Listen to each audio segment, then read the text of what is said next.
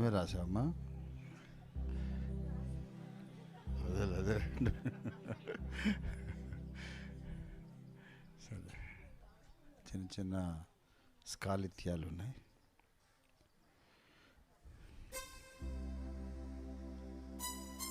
Are you ready?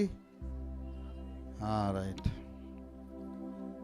ప్రభునందు నాకు అత్యంత ప్రియులారా, నన్ను చంపేయాలి అని సైతాను ఒక బ్రహ్మాండమైన కుట్ర, చాలా భయంకరమైనటువంటి కుతంత్రము పన్ని వాడు చాలా జాగ్రత్తగా వర్కౌట్ చేసుకుంటూ వచ్చాడు. నన్ను మానసికంగా, శారీరకంగా, ఆత్మీయంగా బలహీనపరిచి ఇక మరణం అనే దానికి దగ్గరికి తీసుకెళ్ళిపోయాడు. అయితే దానికి వైద్యం చేసినట్టే చేసి వైద్యం ద్వారానే నన్ను చావుకు దగ్గర తీసుకెళ్ళడానికి వాడు ప్రయత్నం చేశాడు. అయితే దీనికి కరెక్ట్ మందు ఎక్కడుందో నాకు తెలుసు. అందుకే నేను ఈ అలోపతికి అప్పగించుకోలేదు. చాలామంది నాకు చెప్పే, అమెరికా నుండి కూడా నాకు లోకమంతా అభిమానులు, చుట్టాలు అందరూ ఉన్నారు కదా, అక్కడి నుంచి ఫోన్లు, నువ్వు అనవసరంగా ముద్ర పెడుతున్న వ్యాధిని, దేహం అంతా ఇన్ఫెక్షన్ అయిపోతుంది, నువ్వు లేజర్ బీమ్ ట్రీట్మెంట్కి వెళ్ళాలంటే, నాకు అది ఎట్లాగో లేజర్ బీమ్ ట్రీట్మెంట్ పెద్ద విషయం కాదు, ఆల్రెడీ సెటప్ అంతా రెడీ పెట్టాను, ఇప్పుడు పోతే చేసేస్తారు అంతే, రేపు ఈ పాటికి మళ్ళీ నడిచేస్తాం మామూలుగా. కానీ దాని ఆఫ్టర్ ఎఫెక్ట్స్ ఎలా ఉంటాయో నాకు తెలుసు కనుక బెస్ట్ ట్రీట్మెంట్ ఎక్కడుందో నాకు తెలుసు. అయితే ఎవరైతే నాకు ట్రీట్మెంట్ చేయాలో వాళ్ళకి నేనే ఒక పని అప్పగించి అడవులలోకి 6 నెలల కిందట పంపించాను. అట్లా దుష్టుడు ప్లాన్ చేశాడు. 6 నెలల కిందట నేనే పని అప్పగించా, ఈ పని చేసి రెండని అడవుల్లోకి పంపించా. కాబట్టి కాంటాక్ట్ లేదు, లేని పరిస్థితిలో ఇంక వేరే మందులు వాడాల్సి వచ్చింది. అలాగా చాలా పెద్ద కుట్ర చేశాడు వాడు. సైతాను మహామేధావి కదా, వాడేం తెలివి తక్కువడేం కాదు, చాలా గొప్ప మేధావి. ఆ తెలివంతా నన్ను చంపాలనే దాని మీద పెట్టాడు వాడు. అయితే ఇదంతా వీళ్ళు చేసే ట్రీట్మెంట్ కరెక్ట్ కాదు నాకు తెలుసు. అలోపతిలో పోయి ఇరుకొద్దు, అక్కడ ఇరికితే నన్ను తప్పకుండా చంపేస్తారు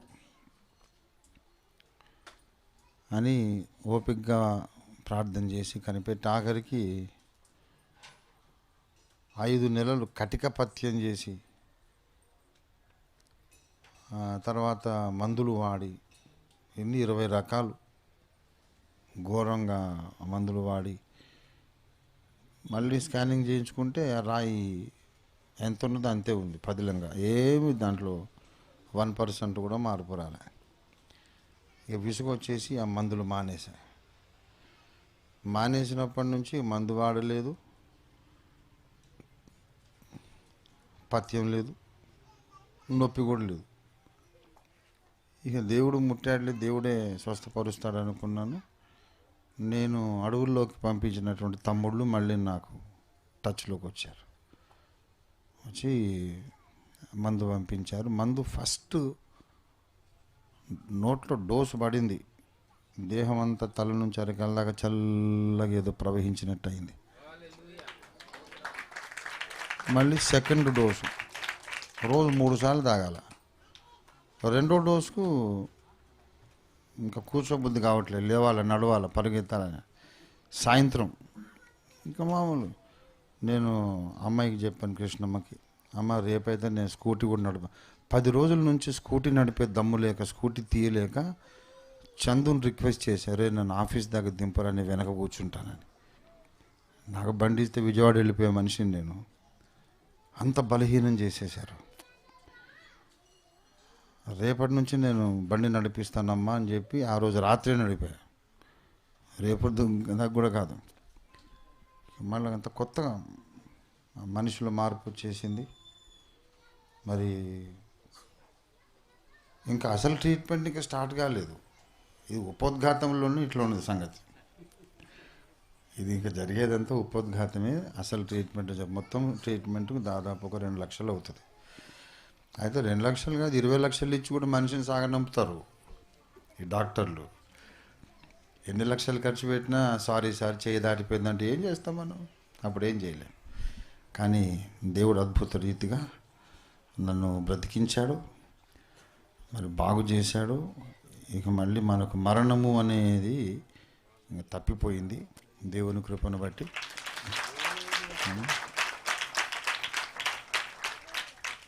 మంత్రాలకు చింతకాయలు రాలుతాయా అని అంటారు. మంత్రాలకు చింతకాయలు రాలుతాయి అంటే మంత్రాలకు చింతకాయలు రాలుతాయేమో కానీ ప్రార్థన చేస్తే చింత చెట్లే కూడా బీక్కొని బయటకు వచ్చేసి మొత్తం చెట్టే వేళ్ళతో సహా పీక్కొని బయటకు వచ్చేస్తుంది అంతే ప్రార్థన చేస్తే. కనుక ప్రార్థనకు జవాబు దేవుడు ఇస్తాడా ఇవ్వడా అంటే ఇక అనుమానమా? అద్భుతం అసలు. డాక్టర్లే ఆశ్చర్యపోయి అసలు నీకేం జరుగుతుందో అర్థం కావట్లేదు అంటే నాకు అర్థమవుతుంది సైతాన్ కుట్ర నా మీద జరుగుతామని. ఎవరైతే నాకు మందు ఇవ్వాలో వాళ్ళని నేనే 6 నెలల ముందు పంపించాను అడవుల్లోకి. అంత పెద్ద కుట్ర వాడు సైతాన్ చేశాడు. తర్వాత మళ్ళీ రావలసిన వాళ్ళు వచ్చారు, మందు స్టార్ట్ అయిపోయింది. ఇప్పుడు ఉపోద్ఘాతంలో ఉన్నా నేను. ఉపోద్ఘాతం తర్వాత ఇప్పుడు విజయవాడ దాకా నడిచేసేయచ్చు. అటువంటి ఆరోగ్యం దేవుడు ఇస్తాడు నాకు. దేవుని మహాకృప. దేవుడు ఎంతైనా నమ్మదగిన వాడు. హల్లెలూయా.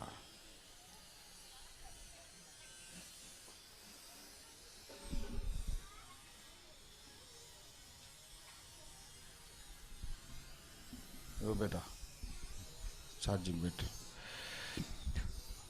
కార్డు ఉన్నాయన్నా. ఈ సాక్ష్యం చెప్పి మీ అందరూ మనం కలిసి దేవుని స్తుతించి పాట పాడదామని అనుకున్నా.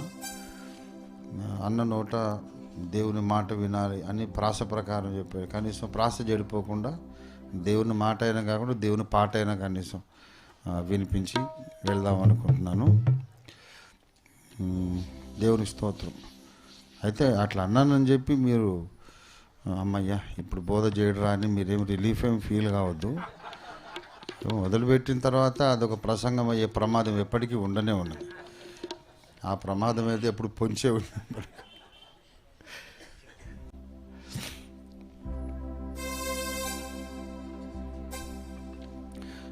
స్తుతి నీకు తగియున్నది యేసువా, సకలము నీదయ్యున్నది.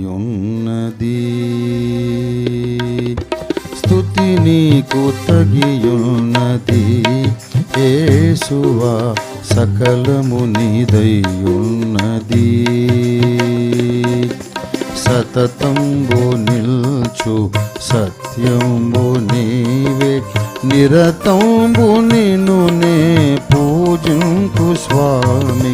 సతతంబు నిలుచు సత్యంబు నీవే, నిరతంబు నిన్ను నే పూజింపు స్వామి. స్తుతి నీకు తగియున్నది యేసువా, సకలము నీదయ్యున్నది. స్తుతి నీకు తగియున్నది యేసువా, సకలము నీదయ్యున్నది.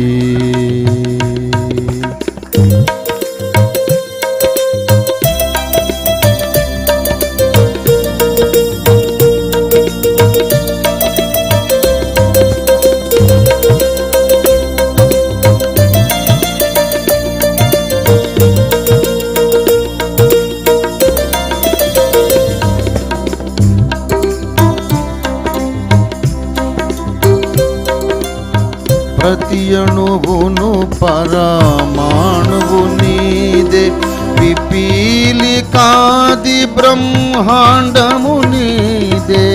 ప్రతి అణువును పరమాణువు నీదే, పిపీలికాది బ్రహ్మాండము నీదే.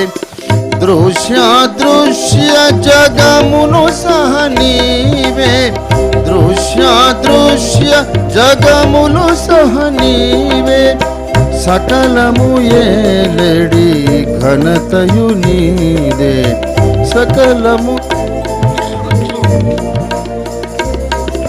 స్తుతి నీకు తగియున్నది యేసువా, సతతము నీదయ్యున్నది, స్తుతి నీకు తగియున్నది యేసువా, సతతమున్నది.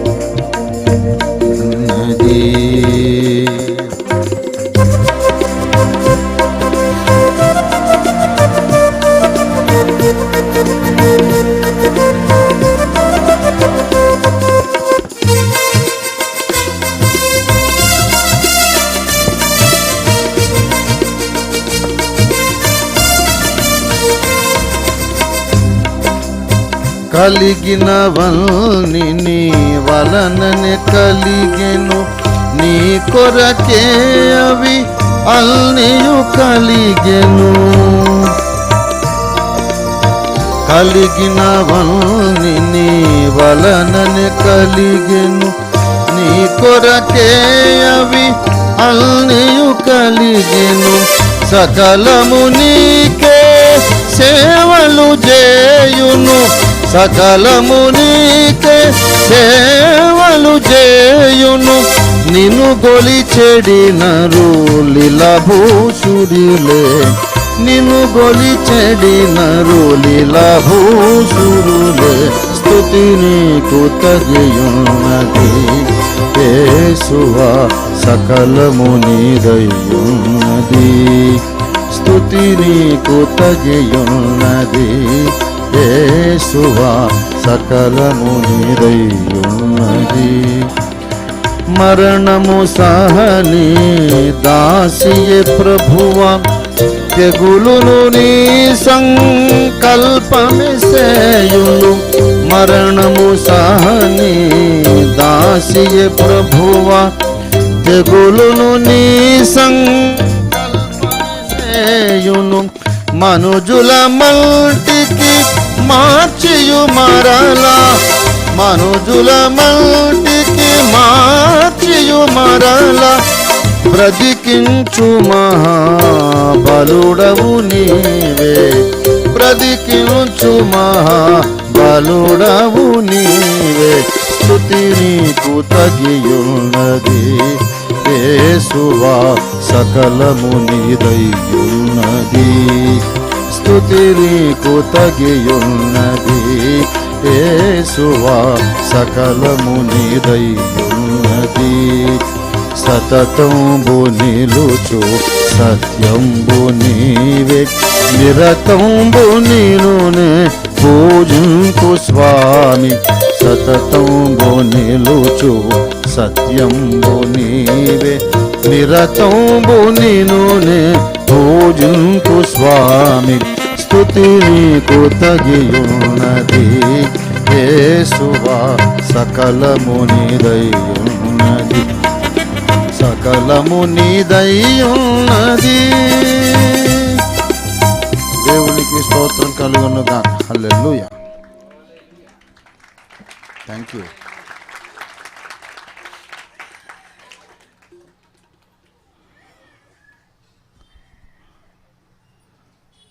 జరిగిన శ్రమను గురించి ఎక్కువ చెప్పుకోవడం కూడా అంత మంచిది కాదు, సైతానుకు ఘనత ఇచ్చినట్టు అవుతుంది. కానీ అసలు దాని మీద చిన్న బుక్ రాయొచ్చు. నేను సండే పొద్దున్నే లేచి స్నానానికి నీళ్లు పెట్టుకున్నా, గీజర్ నా గదిలో గీజర్ ఉంటుంది, ఆన్ చేసుకున్నాను. తర్వాత అమ్మ నేను స్నానం చేయలే, అది కూడా అలసటే అనిపిస్తుంది అన్నాను. స్నానం కూడా అలసటే, అంతసేపు నుంచొని నేను చేసుకోలేను, చేయను. సో మంచిది నాన్న, నీ ఇష్టం అంత.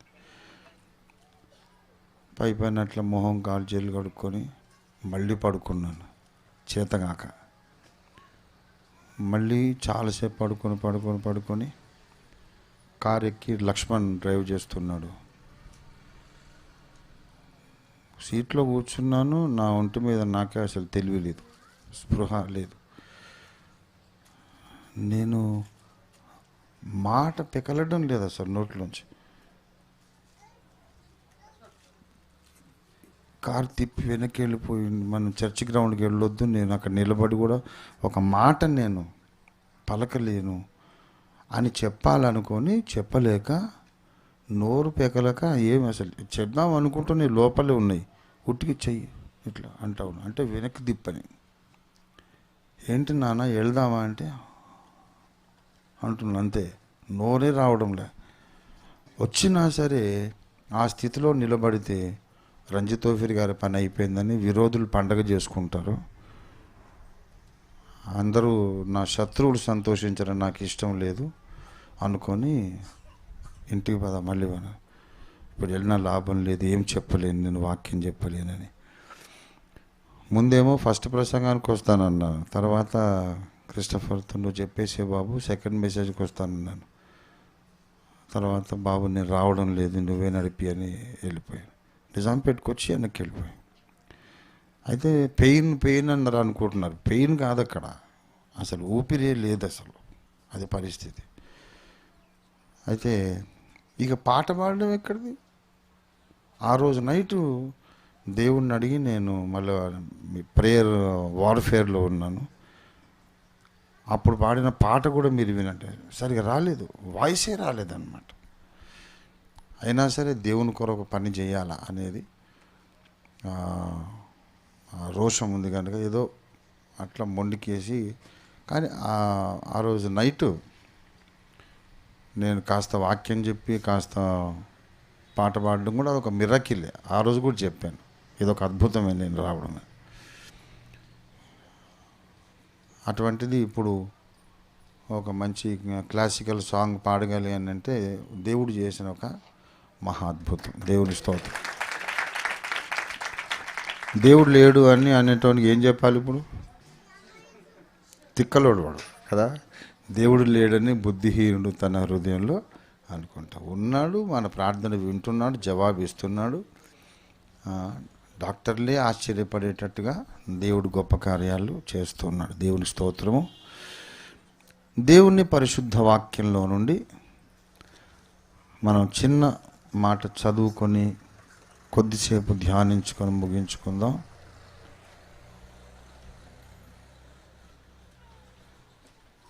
ఆదికాండము 2వ అధ్యాయము.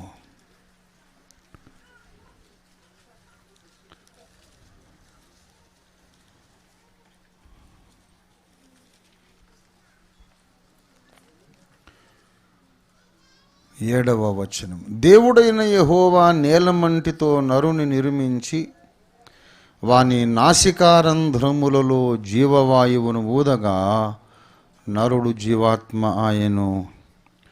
చిన్న మాట ప్రార్థన చేసుకుందాం. ప్రేమ కలిగిన మా మహాపరిశుద్ధ తండ్రి, జీవాధిపతి అయిన మా యేసయ్యా, నీకు మహిమ, నీకు వందనాలు చెల్లిస్తున్నాం. ప్రభువా, ఈ అవుట్ రీచ్ ఉపవాస ప్రార్థన కూటముల్లోని 3వ దినానికి మమ్మల్ని నడిపించినందుకు నీకు స్తోత్రాలు చెల్లిస్తున్నాం. మహిమగల దేవా, నీ నామానికి మహిమ చెల్లిస్తున్నాము. స్తుతి నీకు తగి ఉన్నది. మహిమ, ఘనత, ప్రభావాలు నీకే చెల్లునుగాక తండ్రి.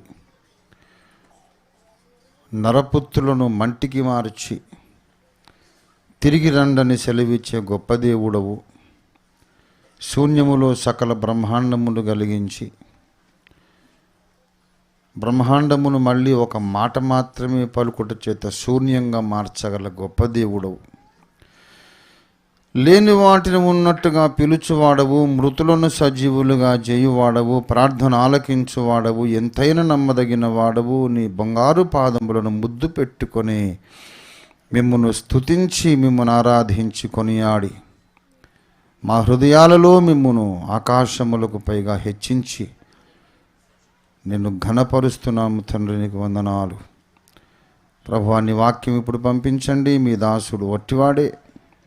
నీ శిలువ రక్త ధార చేత మీ దాసుని బాగా కడిగి శుద్ధీకరించి నీ తైలముతో అభిషేకించి మీ అగ్నితో కాల్చిపోవటం వేసి మీ దాసుని నోట నీ మాటలుంచి మాతో అందరితోనూ మాటలాడమని, అందరికీ కనిపించమని, నాకును కనబడమని యేసయ్య అతి మధుర పరిశుద్ధ నామంలో స్తుతించి వందనములతో ప్రార్థిస్తున్నాం తండ్రి. ఆమేన్, ఆమేన్, ఆమేన్. ప్రభునందు నాకు అత్యంత ప్రియులారా, ఒక చిన్న తలంపు మీతో పంచుకోవాలని ప్రభు నన్ను ప్రేరేపించారు. దేవుడు ఏం మాట్లాడతాడో మనం వినడానికి ఇష్టపడదాం, సన్నద్ధులమై ఉందాం. దేవునికి స్తోత్రం.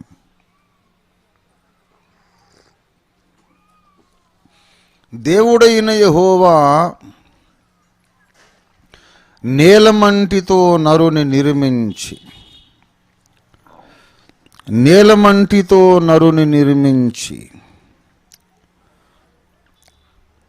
అదే మాట మొదటి అధ్యాయం 27వ వచనంలో మీరు చూస్తే,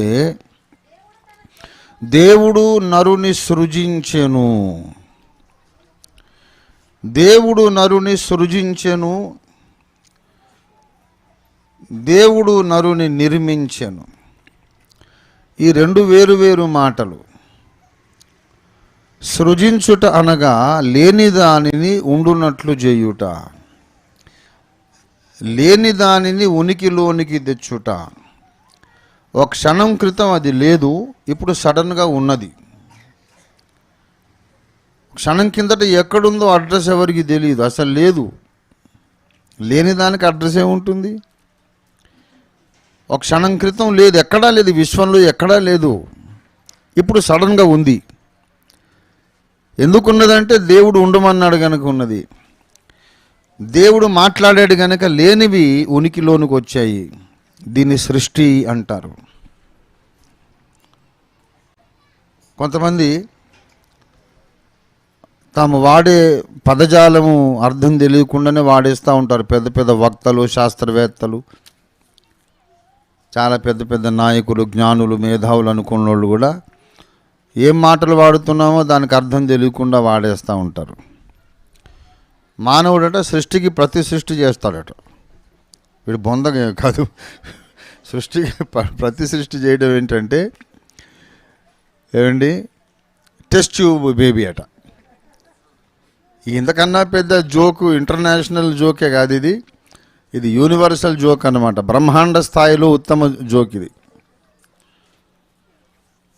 ఒక స్త్రీ యొక్క అండాన్ని తెచ్చి, ఒక పురుషుని వీర్య కణాన్ని తెచ్చి దేవుని అడుక్కొచ్చి వీడు అక్కడిక్కడ పేస్టింగ్ చేసి నేను ప్రతి సృష్టి చేశాడట. చాలా రోజుల కింద నేను సిల్వర్ జూబిలీలో నిజాం కాలేజ్ గ్రౌండ్స్లో నేను చెప్పాను. ఒక సైంటిస్ట్ అన్నాడంట దేవునితో, దేవుడా నేను కూడా సైన్స్ బాగా డెవలప్ చేశాను, నేను కూడా నీతో సమానమే అంటే, అవునా, చాలా సంతోషం కొడుక, నువ్వు నా అంతటి వాడు కావడం నాకు చాలా సంతోషం, గర్వకారణం. సరే చేద్దాం పట్టు, ఏం చేద్దామంటే, నువ్వు మనిషిని చేసావు కదా, నేను కూడా ఇంకో మనిషిని చేస్తాను అన్నాడట. సరే చూద్దాం, చేసి నువ్వేం చేస్తావు? ఊపిరి ఊదితే వాడికి ప్రాణం వస్తుందా అంటే, అది కూడా మేము ప్రయోగశాలలో సాధన చేసాం. ఏ రకమైన గ్యాసెస్ కలిపి ఊదితే మట్టికి ప్రాణం వస్తుందో అది కూడా మేము సాధన చేసాం. నువ్వు ఒక బొమ్మ చేయి, నేను ఒక బొమ్మ చేస్తాను, నేను మనిషిని చేస్తాను అన్నాడు సైంటిస్ట్. దేవుడు చిన్నపిల్లోడు మనస్తత్వం కలిగినవాడు. అవునా, చాలా సంతోషం, పదనైనా మరి నువ్వు చేయి, నేను చేస్తాను, చూద్దాం, నాకు సరదాగానే ఉంది. నేను చేసినటువంటి సృష్టి కార్యం నువ్వు చేస్తావంటే నాకు గర్వకారణమే కదా. సరే అని అంటే ఇద్దరు పూనుకున్నారట. దేవుడు అన్నాడు, ఆగా గెట్ యువర్ ఓన్ డస్ట్ అన్నాడట. अरे क्या कर रहे रे, मेरा धूल ले रहे तुम अपना खुद का धूल और कहीं से लाओ. దుమ్ము ధూళి, దేవుడు ధూళి తీసుకొని బొమ్మ చేస్తుంటే వాడు కూడా చేసి, అరే అది నీది కాదు కదా, నువ్వు కొత్త దుమ్మును సృష్టించి దాంతో బొమ్మను చేయాలంటే నాకు చేత కదా అంటే, నోరు మూసుకో, అందుకే నువ్వు మనిషివి, నేను దేవుడిని రా అని చెప్పాడు. దేవుని స్తోత్రం కలిగింది కాదు.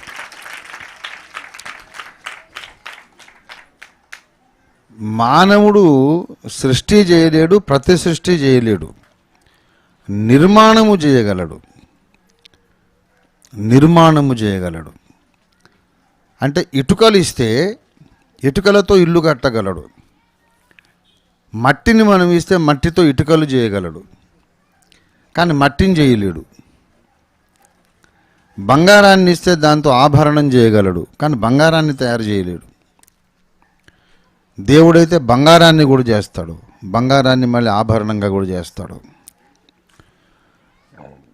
సృష్టికర్త అనే బిరుదు యెహోవా దేవుని ఒక్కనికి మాత్రమే తగినది. దేవుని స్తోత్రం కలుగును గాక.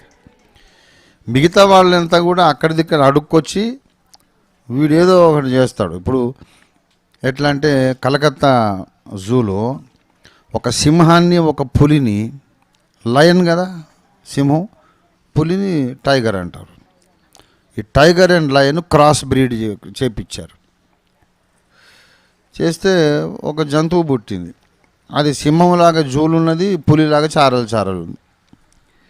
దాన్ని టైగాన్ అని పెట్టారు. Tiger, lion.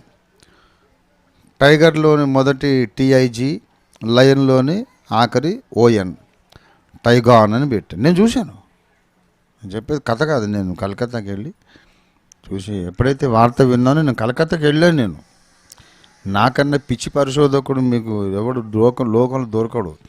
7 సముద్రాలు ఇది పోతావు చిన్న పాయింట్ కొరకు. ఒక గ్రంథాలయంలో ఒక మాట చదవాలని ఎన్ని వేల మైళ్ళను ప్రయాణం చేస్తా. అలాగా బ్యాప్టిజం అనే మాటకు ఒకసారి ఎర్నెస్ట్ కొమ్మనపల్లి గారు ప్రసంగం చేశారు. ఆయన మంచి గ్రీకు, హెబ్రీ భాషలలో కూడా ఆయన గ్రాడ్యుయేట్. డాక్టర్ ఎర్నెస్ట్ కొమ్మనపల్లి గారు రాక్ చర్చ్ స్థాపకులు, మన్నా సంస్థ స్థాపకులు. ఈ మధ్య ప్రభు దగ్గరికి వెళ్ళిపోయారు. చీజో అంటే పైనుంచి ఇట్లా ప్రోక్షించుట, బ్యాప్టిజో అంటే గ్రీకులో ముంచుట అని చెప్పారు. అయితే ఈ మాట ఎంతవరకు సత్యమో కనుక్కోవడానికి నేను కలకత్తా పోయాను. పోయి ఫస్ట్ గ్రీకులో నుండి తెలుగులోకి విలియం కేరీ చేసిన తర్జుమా ఆ బైబిల్ చదివాను నేను. అందులో ఆ మహానుభావుడు ఏం తర్జుమా చేశాడంటే, బాప్తిస్మమిచ్చే యోహాను అనే మాటను ముంచే యోహాను అని తర్జుమా చేశాడు. ఆ గొలుసు రాతలాగా Telugu hand writing, William Carey సొంత హ్యాండ్ రైటింగ్. అక్కడ పోయినాక నాకు ఎంత ఎంకరేజ్మెంటు అయిందంటే, ఆయనకు రెండు కాళ్ళు ఇరిగినాయి ముసలితనంలో. చంకల కింద కర్రలు పెట్టుకొని నడిచేవాడు విలియం కేరీ గారు. ఆ చంకలు కూడా నేను ఆ కర్రలు కూడా పెట్టుకొని చూసి ఎంతో ఆదరణ పొందినాను. ఎందుకంటే నాకంటే చాలా పొట్టాయి ఆయన, నాకంటే హైట్ తక్కువ, ఇక్కడికి ఉంటాడు అనమాట. అంటే నాకంటే కూడా పొట్టోళ్ళు మేధావులు ఉన్నారు కనుక మనం పర్లేదని ఒక ధైర్యం వచ్చింది.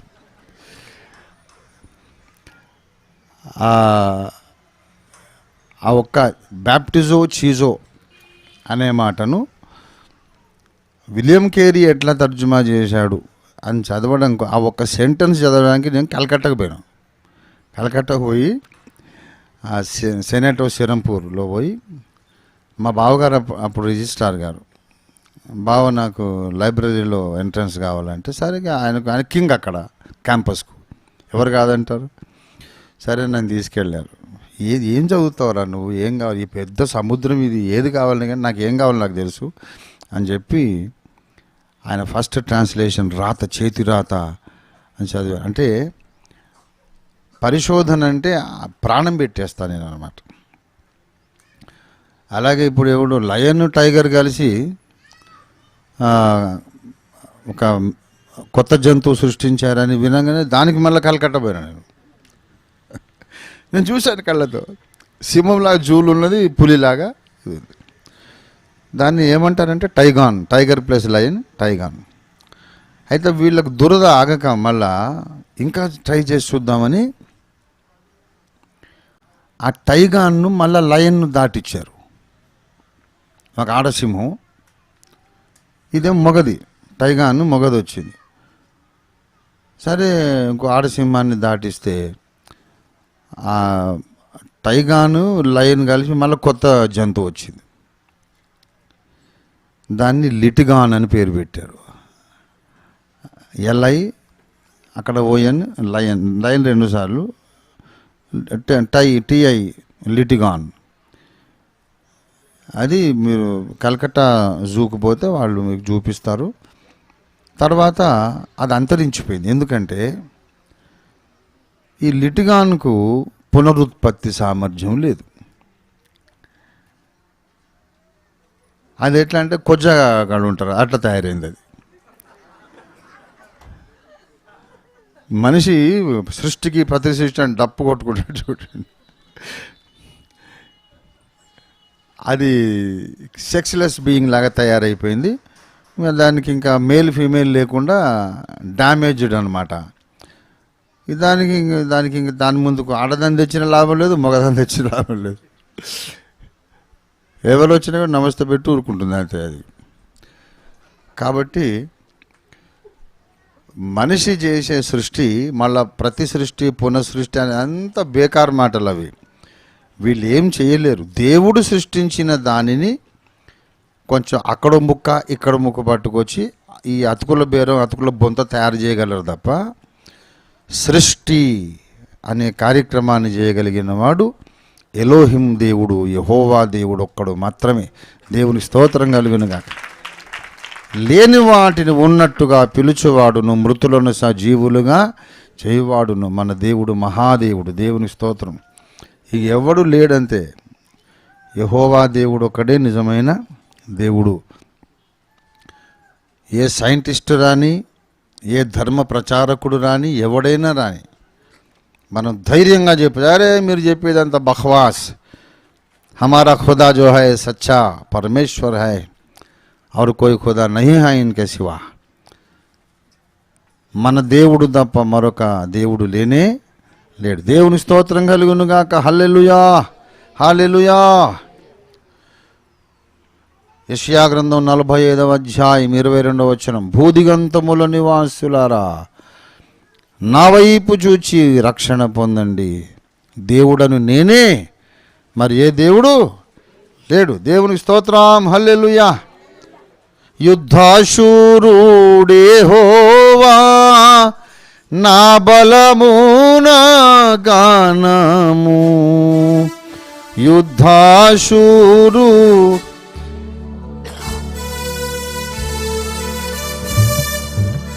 గానము నా పితరులా దేవుడు, ఆయన పేరు యెహోవా. ఆయన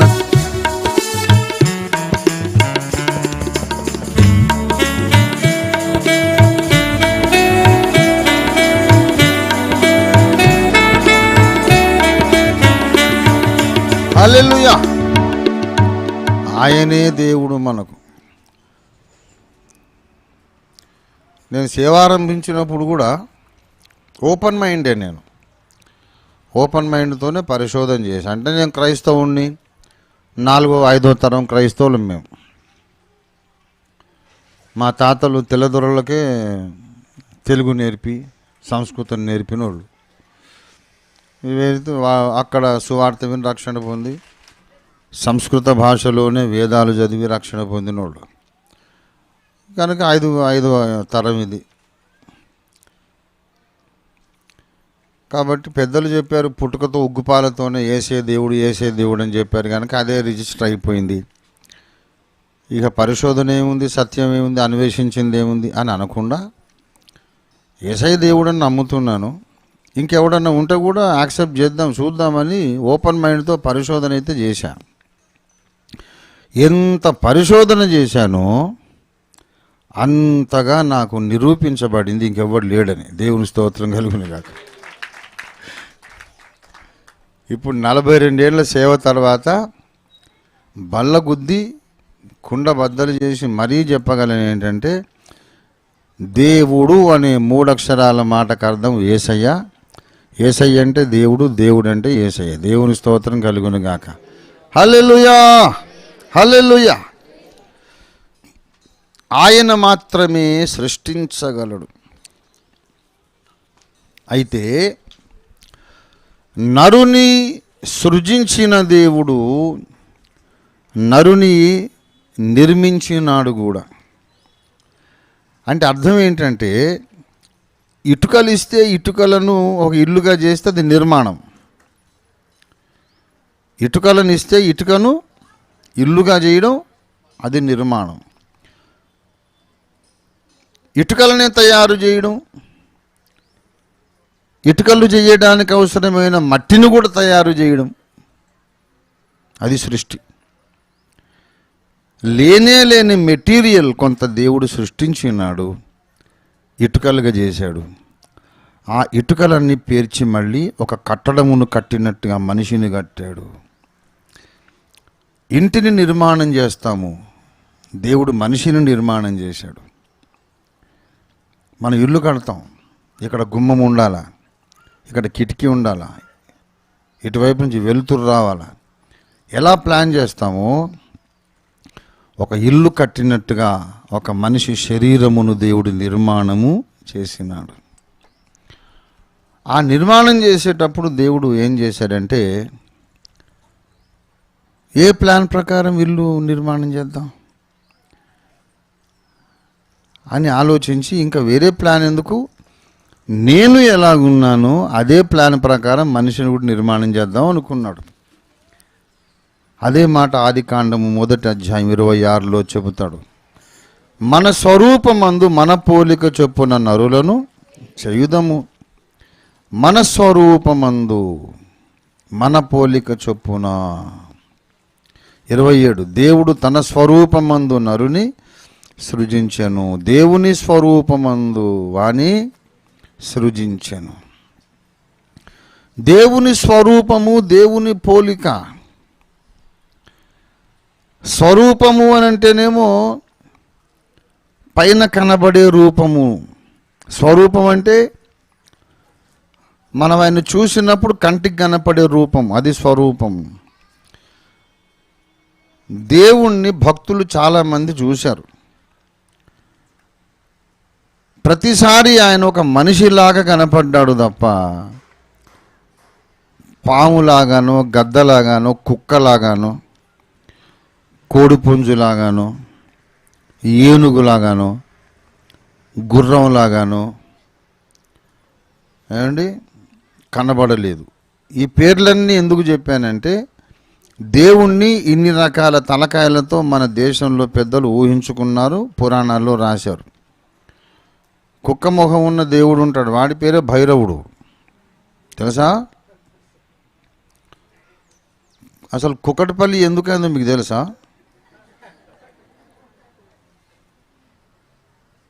కుకట్పల్లికి ఆ పేరెందుకు వచ్చిందంటే, కోడిపుంజు కుక్క కుక్క కుక్క కుక్క కుక్క కుక్క అని అంటుంది చూడండి. అది అట్లా కుక్క కుక్క అన్నందుకు దాని పేరు కుక్కుటము. కోడిపుంజు పేరేంటిది? కుక్కుటము. అయితే కోడిపుంజు తలకాయ ఉన్న దేవుడు ఒకడు ఇక్కడ వెలిశాడు, అతని పేరు కుక్కుటేశ్వరుడు. అర్థమైందా? కుక్కుటేశ్వరుడు అనే దేవుడు ఇక్కడ వెలిశాడు అనమాట. మనం వెలిపియడమే ఎవరినన్నా, దాని దేవుడు వెలిసేది పెద్ద ఏం పని కాదు. ఎట్లా దేవుణ్ణి కావాలంటే అట్లా మీరు వెలిసేటట్టు వీళ్ళు చేస్తారనేది సత్యార్థ ప్రకాశంలో దయానంద సరస్వతి గారు రాశారు. నేననలేదు, నేనంటే తప్పు అనుకోపోని. ఆ మహానుభావుడు అన్నాడు, బ్రహ్మర్షి దయానంద సరస్వతి గారు. మీరు ఏ విధంగా దేవతలను వెలిపిస్తున్నారో వైష్ణవులు చేసే మాయలు ఎన్నయో కలవని ఆయన ఒక చాప్టరే రాశాడు సత్యార్థ ప్రకాశం. మొన్ననే 2 కొన్నాడు, చందు కదా, 2 బుక్స్ కొన్నాడు, ఇంకా కొన్ని తీసుకొచ్చి పెట్టి ఇక్కడ. అసలు మనోళ్ళు సత్యార్థ ప్రకాశం అడిగితే వాళ్ళు కూడా ఇవ్వడం లేదు. ఎందుకంటే అది ఎవరికి పనికి రానంత క్రైస్తవులకే పనికి వస్తుంది. ఎవరైనా పోయి సత్యార్థ ప్రకాశం కావాలంటే ఎందుకు మీరు క్రైస్తవులా అంటున్నారు వాళ్ళు. ఒక ఫోబియా అయిపోయింది వాళ్ళకు. అరే క్రైస్తవులము ఏదో మీరు ప్రింట్ అయితే చేసి కూర్చున్నారు కదా, మాకు ఇవ్వచ్చు కదా అంటే ఇయ్యం, క్రైస్తవులకైతే ఇయ్యం. ఎందుకంటే వాడు నాయలతో నాకన్నే పొడుస్తున్నాడు అనేది వాళ్ళ బాధ. కానీ మనం ఎవరైనా వచ్చి బైబిల్ అడిగితే ఇవ్వకుండా ఉంటామా? బైబిల్ అడిగితే ఎగిరిగంతేసి ఇస్తాం.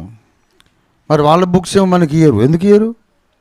ఎందుకంటే ఆ గ్రంథాలలోనే మన దేవుని గూర్చిన సాక్ష్యం ఉన్నదని వాళ్ళకు బాగా అర్థమైపోయిందని ఇప్పుడు మనకు అర్థమైపోయింది. దేవునికి స్తోత్రం కలుగును గాక.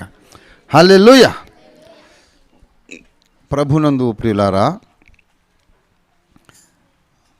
కుక్కుటేశ్వరుడు ఇక్కడ వెలిచాడనమాట, వెలిపించారు. అందుకని ఆ కోడిపుంజు ఆ ముఖం ఉన్న దేవుడు ఉన్నందుకు ఇది కుక్కుటేశ్వర ఆలయం ఉన్నది కనుక ఇది కుక్కుటిపల్లి. అందుకు చాలామందికి తెలియదు, ఇక్కడ ఉన్న వాళ్ళకే తెలియదు, ఎవరికి తెలియదు. హైదరాబాద్ ఎందుకు వచ్చింది, సికింద్రాబాద్ ఎందుకు వచ్చింది తెలుసా మీకు? 2 రకాల కథలు ఉన్నాయి, తెలుసా మీకు? అది కూడా పెద్ద పరిశోధన. పిల్లలకు చెప్పే పరిశోధన ఒకటి, అసలైన పరిశోధన వేరు. బాతులు పెంచుకునేటోడు ఒకసారి బాతులు తోలుకొని పోయి 100 బాతులలో ఒకటి మిస్ అయిందట. అరే హైదరాబాద్ అది హైదరాబాద్ అయింది.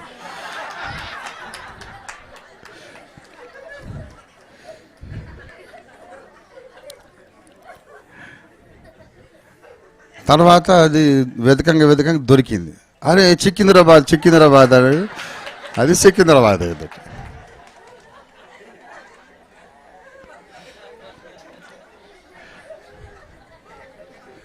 అంటే పరిశోధన అనేది ఈ రకం కూడా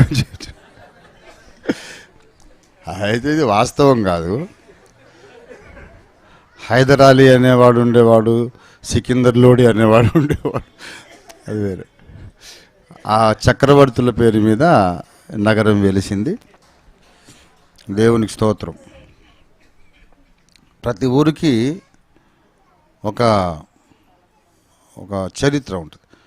బొంబాయి ఉన్నది, అది బొంబాయి అంతకుముందు ముంబై. అది ముంబై ఎందుకు అనంటే మూంబాదేవి అనే దేవత వెలిపించారు అక్కడ. ఎక్కడ?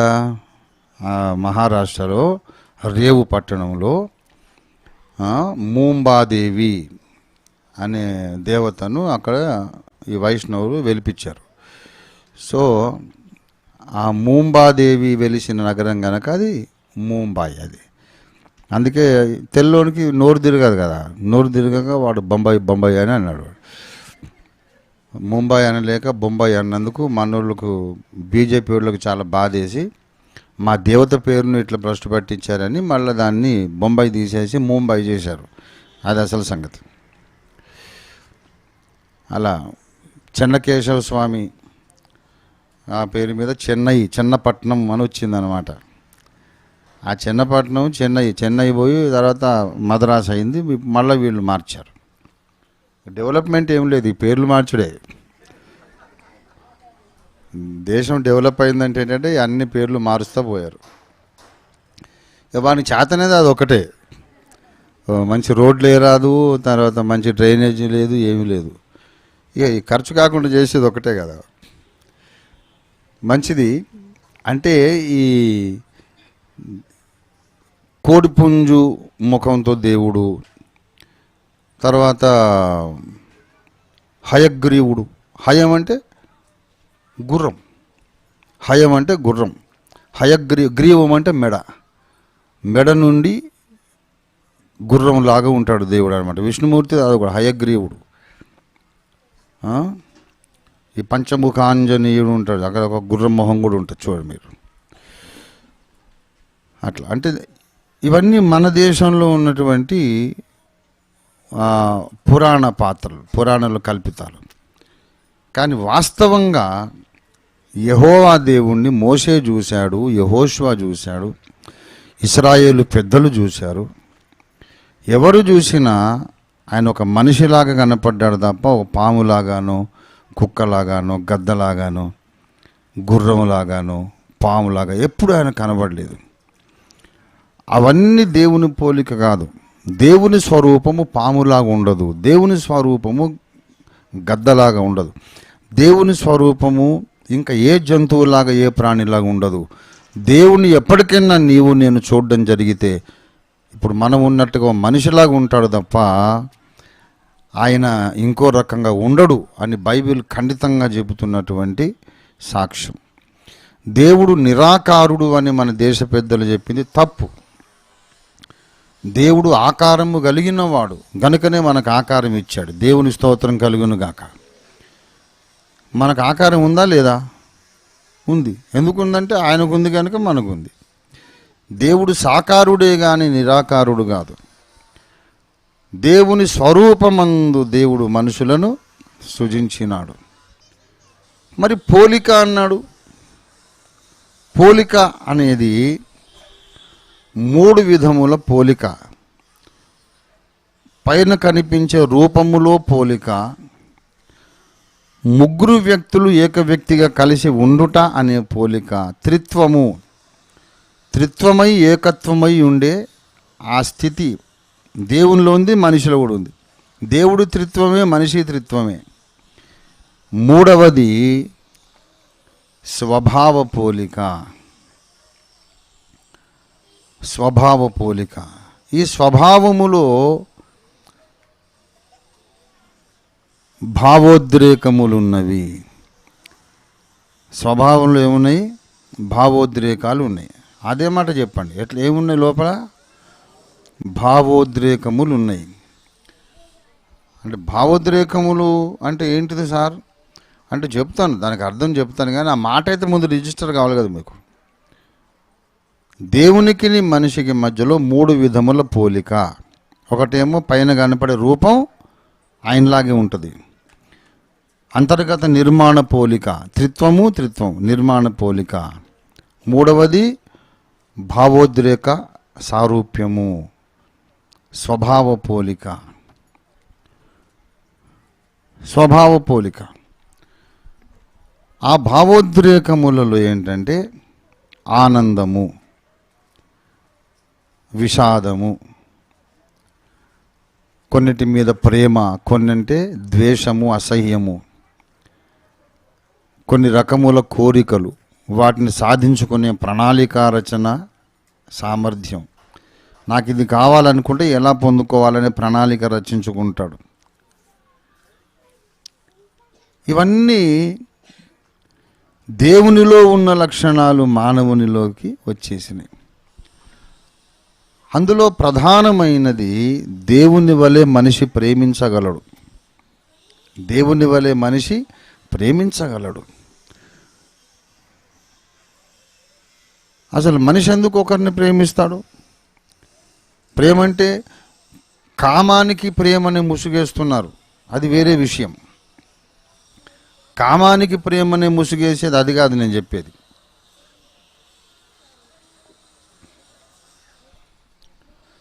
తల్లి పిల్లల్ని ప్రేమిస్తుంది, పిల్లలు తల్లిదండ్రులను ప్రేమిస్తారు. అసలు ఈ ప్రేమ అనేది ఎక్కడి నుంచి వచ్చిందంటే దేవుడు ప్రేమయ్య ఉన్నాడు గనుక ప్రేమించే గుణం మనకు వచ్చింది. జాలిపడే గుణం మనకు వచ్చింది. ఎవరైనా బాధల్లో ఉంటే అయ్యో అనిపిస్తుంది. రోడ్డు మీద ఎవరైనా యాక్సిడెంటే పడున్నారనుకోండి, కుక్క ఇంకో కుక్కను చూసి వెళ్ళిపోతుంది, నేనేం చేయాలి దానికి అనుకుంటుంది అది. కానీ మనిషి అయితే అయ్యో పాపం నా సాటి మనిషి కదా, ఏదన్నా సహాయం చేద్దాం అనుకుంటాడు. ఆ జాలిపడే గుణము దేవునిలో నుండి వచ్చింది. నీయందు జాలిపడు యెహోవా, నీయందు జాలిపడే యెహోవా, నిన్ను కనికరించే యెహోవా. దేవుడు ప్రేమ కలిగిన వాడు, జాలిపడేవాడు, సహాయము చేయాలనే గుణము కలిగిన వాడు. ప్రభునందు ప్రియులారా, అసలు అవుట్ రీచ్ మీటింగ్లో ఈయన ఆది కాండం ఎత్తుకున్నాడు ఏంటంటే అర్థం కాకుండా, అసలు ఇంకా హెల్త్ కంప్లీట్గా మంచిగానే లేదు. ఇక ఏదో కొంచెం తేడా ఉన్నట్టున్నది. అదేలేండి ఉపోద్ఘాతం అన్నాడు కదా. ఇంకా కంప్లీట్ ట్రీట్మెంట్ కాలేదు, అందుకే సబ్జెక్టులకు రావట్లేదు అనుకోకండి, ఇదే సబ్జెక్టు.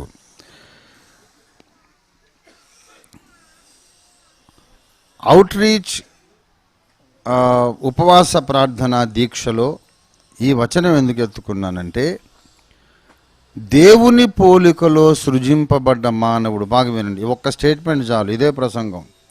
దేవుని పోలికలో సృజింపబడిన మానవుడు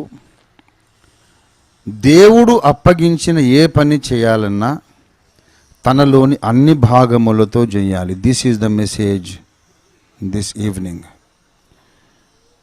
దేవుడు కొన్ని పనులు అప్పగిస్తాడు.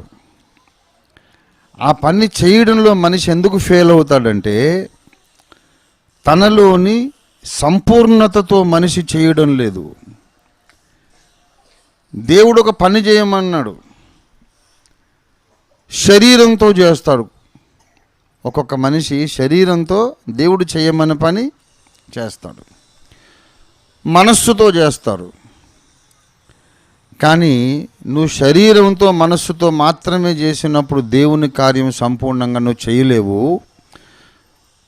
దేవుడు అప్పగించిన పనిలో నీ శరీరము నిమగ్నం కావాలి, నీ మనస్సు నిమగ్నం కావాలి, నీ భావోద్రేకములన్నీ నిమగ్నం కావాలి.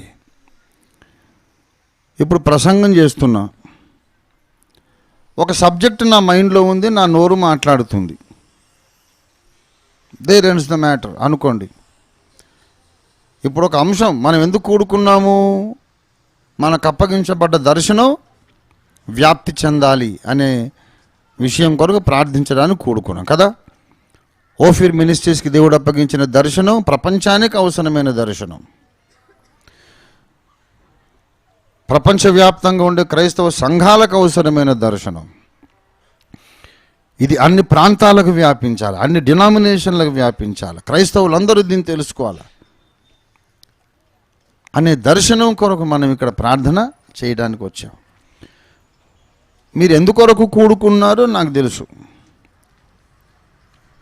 ఎందుకంటే అది ఫ్లెక్సీ ప్రూఫ్ రీడింగ్ చేయమని చందు నాకు చూపించాడు. ఓహో, అవుట్ రీచ్ ఉపవాస ప్రార్థనలు అని చెప్పి, ఓహో అట్లానా, ఇందుకొరకు మైండ్లో ఉంది. కాబట్టి ఆ దర్శనం ఏంటో నాకు తెలుసు, వ్యాప్తి చెందాలని తెలుసు, అంత మనస్సుకు తెలుసు. మనసులో ఉన్న మ్యాటర్ నా నోరు మాట్లాడుతుంది, కానీ నా హృదయం ఇన్వాల్వ్ కాలేదనుకో. హృదయంలో ఏముంటాయి, వినేవాళ్ళ మీద ప్రేమ, నాకన్నా తక్కువ తెలిసిన వాళ్ళ మీద జాలి, అయ్యో వాడు నష్టపోతున్నాడు కదా అని లోపల కాస్తంత కన్నీటి చుక్క, నా బిడ్డలకు ఇంకా సత్యం సంపూర్ణంగా అర్థం కాలేదు అనే వేదన, బాధ, కన్నీరు లోపల పెట్టుకొని మాట్లాడినప్పుడు మనస్సులోని ఈ సందేశం శక్తివంతంగా బాణంలాగా దూసుకెళ్ళి నాటుకుంటుంది. చాలాసార్లు అద్భుతమైన ప్రసంగాలు చేస్తాము, ఫలించదు. అందరూ బాగుందంటారు కానీ ఆ ప్రసంగానికి రావలసిన ఫలం రాదు.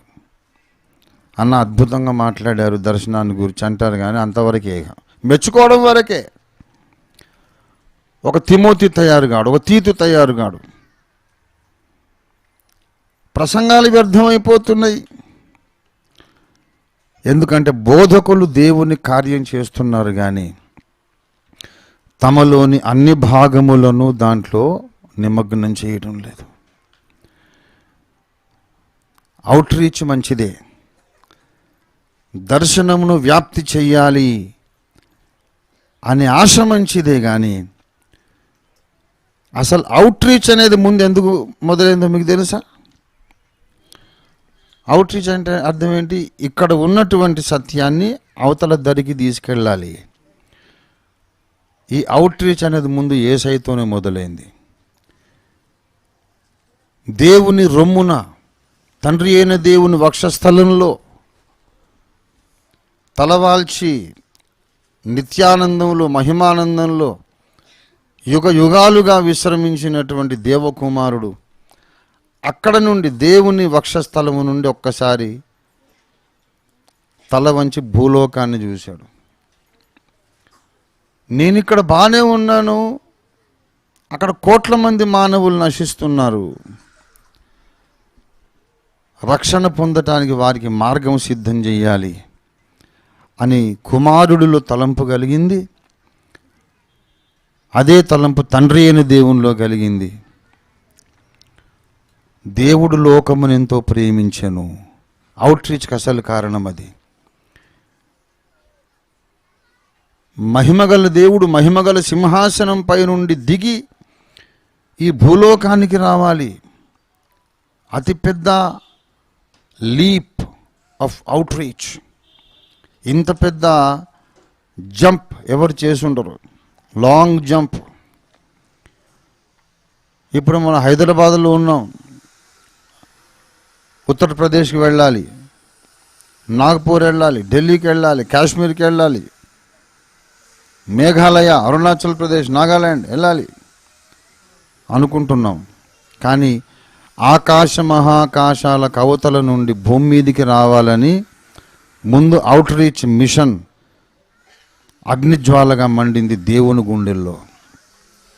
ఆనాడు దేవుడే గనక అవుట్ రీచ్ అని ఆయన ఆలోచించకపోతే ఇప్పుడు మనం ఉండేవాళ్ళం. అసలు రక్షణ యజ్ఞము లేదు, ప్రవక్తలు లేరు, లేఖనాలు లేవు, రక్షణ ప్రణాళిక లేదు. ఆదాము కుటుంబం అంతా సర్వనాశనం అయిపోయేది, నిత్య నాశనంలోకి వెళ్ళిపోయేది. నేను మహిమలో ఆనందిస్తున్నాను. నేను సృష్టించిన మనుషులు కూడా ఈ మహిమలోకి రావాలని ముందు దేవుడు అనుకున్నాడు. ఇప్పుడు నేను మిమ్మల్ని మాట అడుగుతున్నాను. తండ్రి అయిన దేవుని వక్షస్థలములో నుండి ఒక అడుగు కిందికి దిగి దేవదూతల్లో ఒకడుగా, తర్వాత దూతల నుండి మనుషుల్లో ఒకడుగా అంచెలంచెలుగా దిగి వచ్చి రక్తమాంసముల శరీరము ఆయన ధరించుకొని మన కొరకు బలిగా అవడానికి కారణము ఆయన మనసులో ఉండే క్యాలిక్యులేషన్సా లేకుంటే హృదయంలో ఉండే ప్రేమనా? మీరు చెప్పాలి నాకు. Is it out of only mental calculations or out of love?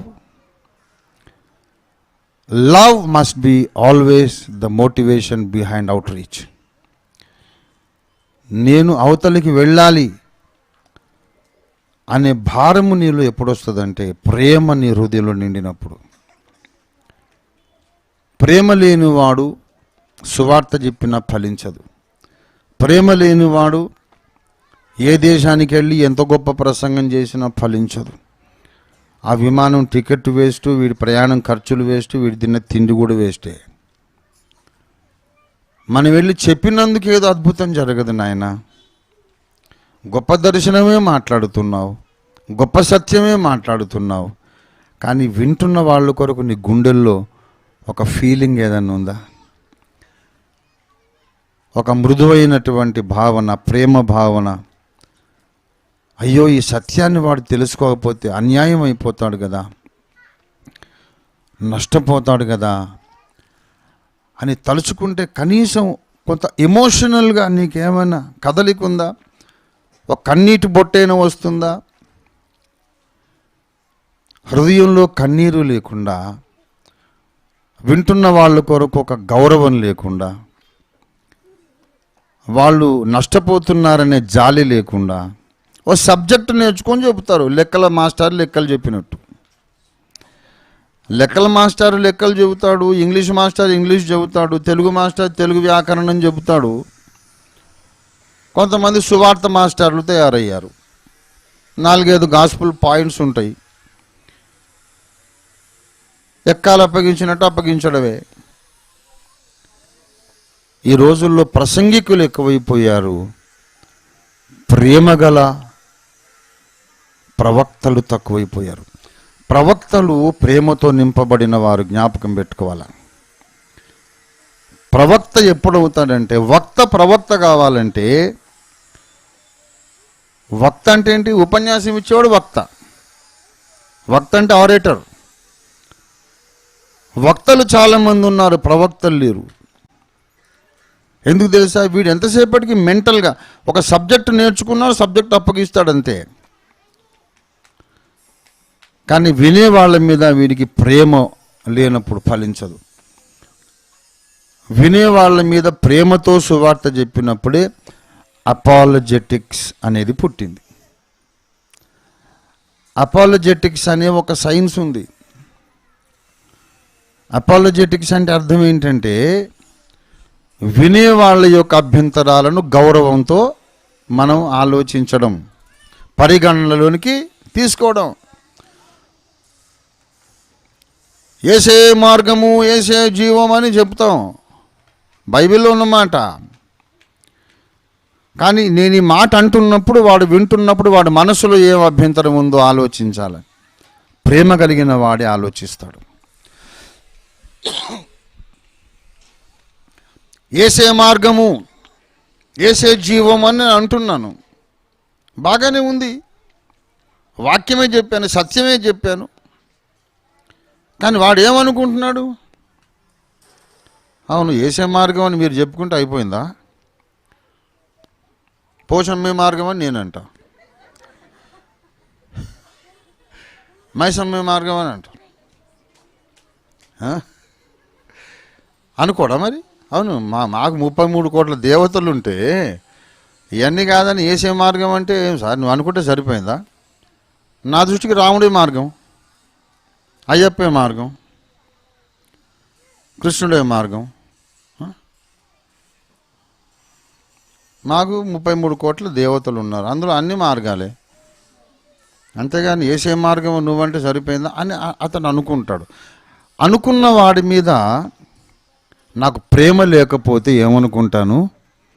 నేను చెప్పాల్సింది చెప్పానురా, నమ్మితే నమ్ము, లేకుంటే నాశనం అయిపో అనుకుంటా. ప్రేమ లేకపోతే ఏమనుకుంటాను? నా డ్యూటీ నేను చేశాను, నమ్మితే రక్షణ, లేకపోతే నాశనం అయిపోతావు, నేనేం చేయాలి, నీ కర్మ అనుకుంటాను. కానీ ప్రేమ ఉందనుకో, అతన్ని ఒప్పించడానికి ప్రయత్నం చేస్తాను, కన్విన్స్ చేయడానికి ప్రయత్నం చేస్తాను, నమ్మడానికి ఆధారాలు చూపడానికి ప్రయత్నం చేస్తాను. నమ్మని మొండివాదన చేయడం కాదు, నమ్మటానికి ఆధారం.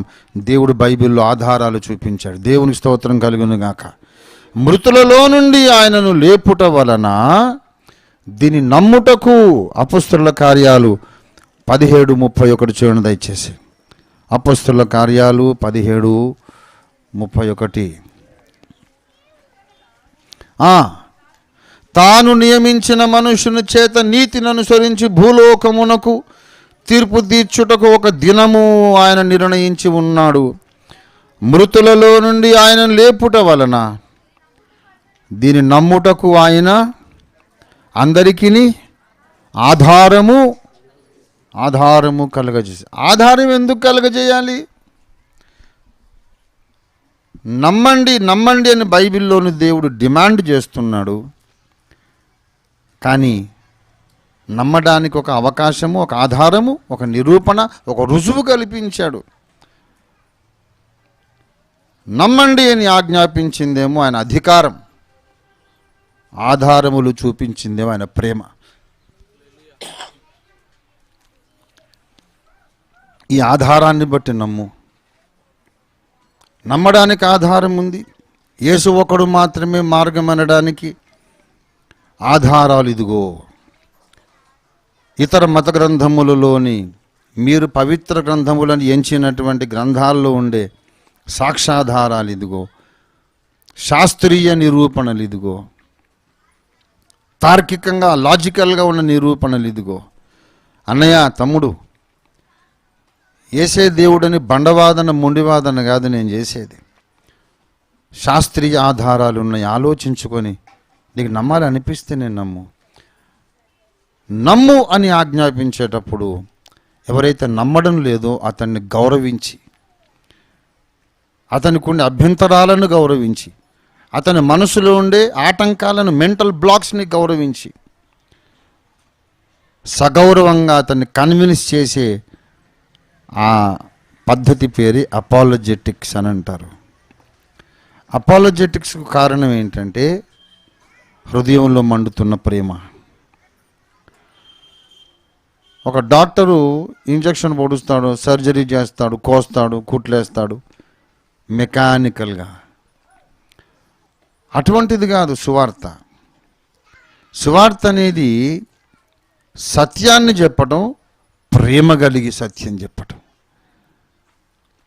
నువ్వు సత్యం చెప్పితే సరిపోదు బాబు, నీ హృదయంలో వాడి మీద ఏమాత్రం ప్రేమ ఉన్నది అనేది కూడా కౌంట్ అవుతుంది, పరిగణనలోనికి వస్తుంది. నీ హృదయంలో ప్రేమ లేకుండా నీవెంత గొప్ప సత్యం చెప్పినా అది ఫలము ఫలించదు. ఎఫెసీ పత్రిక దయచేసి 4వ అధ్యాయము 15వ వచనం, ప్రేమ కలిగి సత్యము చెప్పుటకు. ఏమండి, ఇప్పుడు సత్యాన్ని చెప్పమని దేవుడు మనల్ని పంపించాడు. ఏం చెప్పాలి? మనం సత్యమే చెప్పాలి. కొంతమంది ఏమో అసత్యాన్ని ప్రకటిస్తున్నారు. త్రిత్వము లేదు అనేది అసత్యము. రెండవ రాకడ శ్రమలకు ముందే వస్తుంది అనేది అసత్యము. పరిశుద్ధాత్మ వరాలు ఆగిపోయినాయి అనేది అసత్యము. మనకు సత్యం తెలుసు, పరిశుద్ధాత్మ వరాలు నమ్ముతున్నాం. రెండవ రాకడ అనేది శ్రమల తర్వాతనే నమ్ముతున్నాం. దేవుడు త్రిత్వం అని చెప్పి నమ్ముతున్నాం, సత్యమే నమ్ముతున్నాం, సత్యమే చెబుతున్నాం. కానీ ప్రేమ లేనివాడు సత్యమే చెప్పినా అది ఫలించదు. ప్రేమ లేనివాడు సత్యమే చెప్పినా అది ఫలించదు. కనుక ప్రేమ కలిగి సత్యం చెప్పాలి. ఇవాళ మనం ఒక ప్రార్థన చేద్దాం.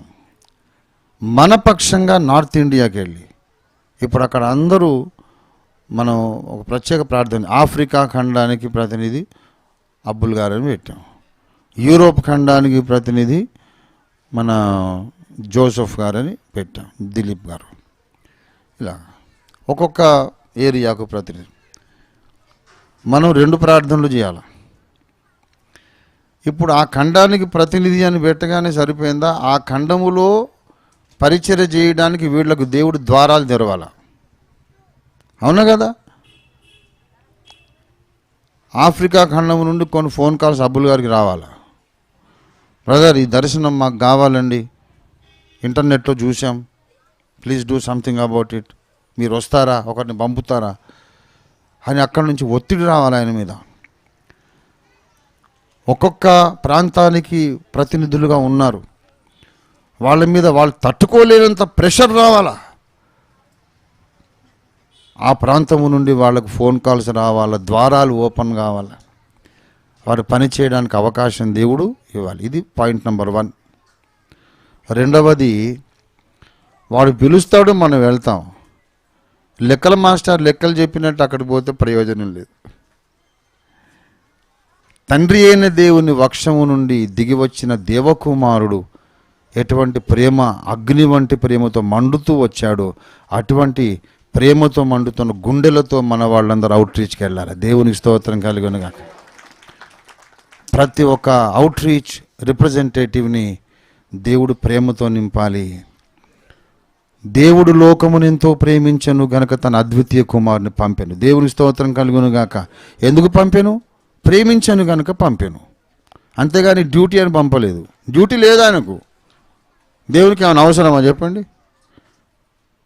ఎవడు పెట్టిన డ్యూటీ? నేను చెప్పిన మాట మీరు వినలేదురా, వద్దన్న పని చేశారు, నాశనం అయ్యారు, పోయి నాశనం కండి నాకెందుకు అనుకుంటే అయిపోయింది, అంతే పని. ఇక మన కథే పరిసమాప్తం. వద్దన్న పండు తిన్నారు, నాశనం కండి, అంతే. వెనక ఇంకో ప్రపంచాన్ని చేసినప్పుడు వాళ్ళకైనా భయం ఉంటుంది. ఓహో అయితే దేవుని మాట వినకపోతే ఇక రికవరీ లేదన్న మాట అని భయమైనా ఉంటుంది. పోయి నాశనం కండి అనుకోవచ్చు. దేవుడు అలాగ అనుకోలేకపోయాడు. దేవుని మీద ఎవడన్నా కేసు పెట్టాడా? దేవుని మీద ఏమన్నా ఒత్తిడి చేశాడా? ఎందుకయ్యా నీకు ఈ బాధ? ఆ మహిమను వదలటం ఏంటి, మనిషిగా పుట్టడం ఏంటి, ముఖాన్ని ఉమ్మేయించుకోవడం ఏంటి, పిడిగుద్దులు తినడం ఏంటి, ఆ బాధలు ఏంటి, ఆ గాయాలేంటి?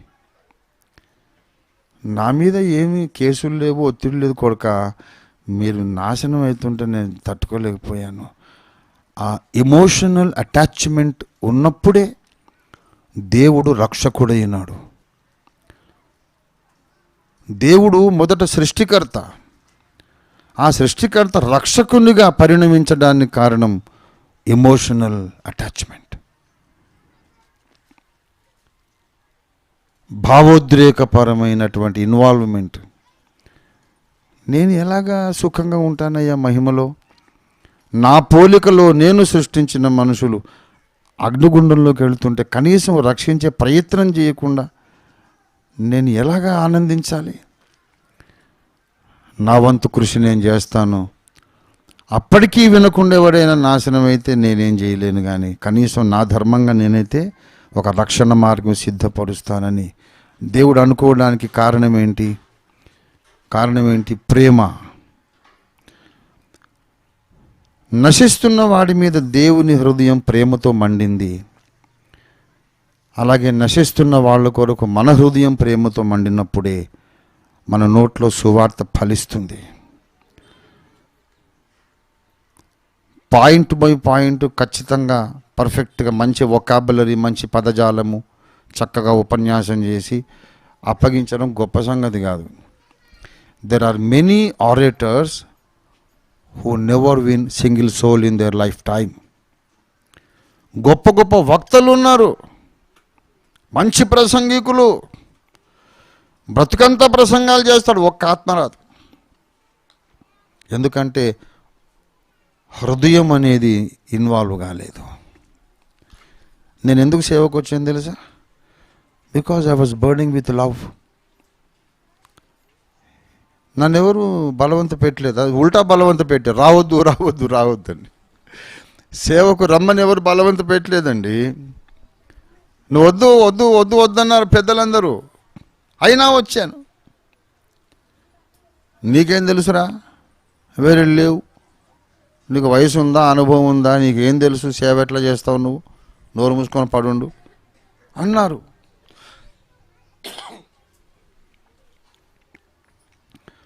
అసలు ముందు నేను బాప్తిస్మం పొందాలంటే కూడా వద్దు వద్దు వద్దు అన్నారు. అదేంటో నాకు అర్థం కాదు. నా స్నేహితులు కొంతమంది సిగరెట్ తాగేవాళ్ళు, కొంతమంది మందు తాగేవాళ్ళు, వాళ్ళు ఎవరు వద్దనలేదు. తాగేవాడిని వద్దన్నారు, తిరుగుబోతుని వద్దన్నారు, కానీ బాప్తిస్మం పొందుతానంటే వద్దారు. ఎందుకు వద్దాను? నీకేం తెలుసు, అప్పుడే బాప్తిస్మం అట. నాకు అర్థం కాదు, పిచ్చెక్కేది అసలు నాకు. రక్షణ పొందుతానంటే నీకేం తెలుసు అంటారేంటండి? ఈ ప్రశ్న విని విని విని 100 సార్లు విన్నాక నాకు డౌట్ వచ్చింది, అసలు ఏం తెలియాలి అని అడిగాను నేను. ఏం తెలిస్తే రక్షణ పొందొచ్చండి? రక్షణ అప్పుడే ఎలా పొందుతావు, నీకేం తెలుసు అంటున్నారు కదా పెద్దలు. ఏం తెలియాలని అడిగా. ఏం తెలియాలా? నేను పాపినని తెలుసు, ఇదే పద్ధతిలో ఇదే స్థితిలో చచ్చిపోతే అగ్నిగుండంలో పడతానని నాకు తెలుసు. ఆ అగ్నిగుండం నుంచి నన్ను రక్షించడానికి దేవుడు బలై తిరిగి లేచాడని నాకు తెలుసు. ఇది చాలదా? లోకంలో ఉండే పాపాలన్నీ చేసి వస్తే అప్పుడు రక్షణ ఇస్తారు మీరు? ఏం మాట్లాడుతున్నారు? రక్షణ పొందటానికి ఒకటే ముక్క తెలిస్తే చాలు. నేను పాపిని, నేను చచ్చి నరకానికి వెళ్తున్నా, రక్షించడానికి దేవుడు నా కొరకు బలై లేచాడు. ఆయన దయ ఉంటే నన్ను క్షమిస్తాడు. ఆయన నన్ను క్షమిస్తే నేను అగ్నిగుండం తప్పించుకుంటా. ఆయన దయ కావాలా? దేవునికి నా మీద దయ పుట్టకపోతే నేను అగ్నిగుండం తప్పించుకోలేను. గనక నమ్మి బాప్తిస్మం పొందువాడు రక్షింపబడును అన్నాడు. ఆయన మాట వింటా, నమ్మాను, బాప్తిస్మం పొందుతాను, తర్వాత ఆయన దయ. లేదు లేదు, రక్షణ పొందుతానని వస్తున్నవాడు ఇంత విపులంగా మాట్లాడుతుంటే వద్దు వద్దు వద్దు ఎందుకన్నారు తెలుసా? అయ్యో వీడు నశిస్తాడనే బాధ లేదు, భారము లేదు. భారము లేని సేవకులు, నశిస్తున్న వాళ్ళ కొరకు కన్నీటి బొట్టు కన్నీటి చుక్క రాల్చలేని బోధకులు. నేను వాళ్ళ మాట పెడిచెవిని పెట్టాను. ఏం తెలుసు అంటారు ఏంటంటే, నాన్ సెన్స్, తెలియాల్సిందే నాకు తెలుసు, నాకు రక్షణ ఇవ్వండి అని చెప్పి ధర్నా చేశా. Hyderguda IPC church Philip Abraham గారి ఇంటి ముందు కూర్చొని పొద్దున కూర్చొని సాయంత్రం దాకా అక్కడే ఉన్నా. అయ్యా నువ్వు బాప్తిసం ఇచ్చేదాకా నేను పోను ఇక్కడి నుంచి. అంటే అప్పుడే నీకు వద్దు, నీకు 14 ఏళ్ళే కదా, 15 ఏళ్ళు, ఇంత చిన్నోళ్ళకి ఇయ్యం, ఎప్పుడు ఇవ్వలేదు నా అనుభవంలో. ఇయ్యను ఓఫీర్, అంత మొండితనం మంచిది కాదు, పెద్దలు చెప్తే వినాలి, వెళ్ళిపో అన్నాడు. నేను పోను, నువ్వు ఇచ్చేదాకా ఇక్కడే ఉంటానని చెప్పి పొద్దున 6 గంటలకు 7 గంటలకు పోయినోడిని, అరే వెళ్ళమని చెప్తున్నా కదా అని కోప్పడి ఆయన తలుపు బడాలమని వేసేసి లోపల పడుకున్నాడు పెద్ద మనిషి. సాయంత్రం 6 గంటలకు తలుపు తీస్తే అక్కడే ఉన్నాను నేను. ఏంటి ఓఫీర్ పోలేదా నువ్వు అని అంటే, నేను పోనని చెప్పాను కదా అయ్యగారు, ఇక్కడే ఉంటా, చచ్చిపోతా ఇక్కడే, నువ్వు బాప్తిసం ఇవ్వకపోతే ఇక్కడే ఉంటా. అరే ఇంత మొండితనం మంచిది కాదు. సరే పెద్దలు వద్దంటున్నారు కానీ వెళ్ళిపోతానయ్యా, నేను రక్షణ పొందుదామని ఆశపడితే మొండొండని పేరు పెట్టారు, వెళ్ళిపోతాను, కానీ ఒక్క ప్రశ్నకు సమాధానం చెప్పండి అప్పుడు వెళ్ళిపోతాను. ఏంటంటే, ఒకవేళ మీరు ఎప్పుడు మీ దృష్టికి నేను క్వాలిఫైడో, మరి 18 ఏళ్ళకా 20 ఏళ్ళకా 30 ఏళ్ళకా, ఎప్పుడు మీ దృష్టికి ఎప్పుడు యోగ్యున్నో మరి అప్పుడు ఇస్తారుగా. అవును అప్పుడు ఇస్తాం. ఈ లోపల నేను చచ్చిపోతే అగ్నిగుండంలో పడకుండా నన్ను మీరు ఆపగలరా అంటే నేను ఆపలేనన్నాడు. అగ్నిగుండంలో పడకుండా మీరు ఆపలేరు కదా, నీళ్లకు ఎందుకు ఆటంకం కలిగిస్తున్నారు మీరని అడిగాను. కన్నీళ్లు బుటబుట కార్చాడు ఆయన. ఆగకుండా కన్నీరు వచ్చేసి, ఓఫీర్ నా కళ్ళు తెరిపించావు, నువ్వు సామాన్యుడివి కాదయ్యా, రేపు ఆదివారం వచ్చేసి బాప్తిసం ఇస్తానని చెప్పి ఇచ్చేశాడు. అరే వద్దంటున్నారు, మరి వాడు ఏమైపోతాడు? ఆలోచన లేదు. ఎందుకు ఆలోచన లేదు? ఎమోషనల్ ఇన్వాల్వ్మెంట్ లేదు. అంటే అక్కడ ఆ సీట్లో ఉన్నారు కనుక మెకానికల్గా డ్యూటీ చేస్తారన్నమాట. వాళ్ళ లెక్క ప్రకారం 21 ఏళ్ళు ఏదో ఉండాలా, అప్పుడు ఇస్తాడు. వాడు మారు మనసు ఉందా లేదా చూడరు. నువ్వు లెక్కల ప్రకారం కాదు బాబు, నీ గుండె లోతుల్లో నుండి సేవాభారం అనేది పుట్టాలా. ఏదో లెక్కల ప్రకారం సువార్త చేయడం, లెక్కల ప్రకారం సిద్ధాంతాలు చెప్పడం, ఎవడికి కావాలి లెక్కలు? ఉపన్యాసాలతో పని జరగదు. ఉపన్యాసం సరిగా లేకపోయినా నీ హృదయంలో ప్రేమజ్వాల బొగ్గున మండితే దేవుని కార్యం జరుగుతుంది. దేవుని స్తోత్రం కలుగునుగా. ఉపన్యాసం రాదు, నీకు సరిగా చెప్పలేవు, చేత కాదు, నోటికి మాట రాదు, భాష రాదు. భాష రాకపోయినా నీ గుండెల్లో ప్రేమజ్వాల మండితే పరిశుద్ధాత్మ దిగి వచ్చి నువ్వు చెప్పని మాటలు కూడా వానికి వినబడేటట్టు చేస్తాడు, నువ్వు చెప్పని మాటలు అర్థమయ్యేటట్టు చేస్తాడు. నీ హృదయంలో కన్నీరు ఉంటే చాలండి, కావలసింది పెద్ద పెద్ద మాటలు కాదు. హృదయంలో కన్నీరు లేనివాడు అవుట్ రీచ్ ఎలా చేస్తాడు? దేవుడు లోకాన్ని ప్రేమించి తన కుమారుని పంపాడు, ప్రేమ లేనివాడు అవుట్ రీచ్ ఎలా చేస్తాడు? You must be emotionally involved in the ministry and in the message. నీ గుండె లోతుల్లో నుండి నీ భావోద్రేకాలు అవి కూడా జోక్యం చేసుకోవాలి సేవలో. ఒక మాట చెబుతున్నా, గుర్తుపెట్టుకోండి జీవితకాలం. నీ భావోద్రేకాలు కూడా కలిసి వచ్చినప్పుడు పరిస్థితి వేరు. నీ భావోద్రేకాలు, వినండి మాట, నీ భావోద్రేకాలు కూడా కలిసి వచ్చినప్పుడు నీలో ఉండే ప్రభావం వేరు. డిఫరెన్స్ చెప్తున్నా వినండి. నీ భావోద్రేకాలు కూడా కలిసి రాకుండా నువ్వు మాట్లాడితే నువ్వు ప్రసంగం చేస్తావు. భావోద్రేకాలు కలిసి రాకపోతే నువ్వు ప్రసంగమే చేస్తావు. భావోద్రేకాలు కలిసి వస్తే నువ్వే ఒక ప్రసంగం అయిపోతావు. నువ్వే ఒక ప్రసంగం అయిపోతావు. మళ్ళా నువ్వు బోధ చేయనక్కర్లేదు. కొంతమంది బోధే చేయరు కానీ ఆత్మలను తీసుకొస్తారండి. మీరు చూడండి లైఫ్లో,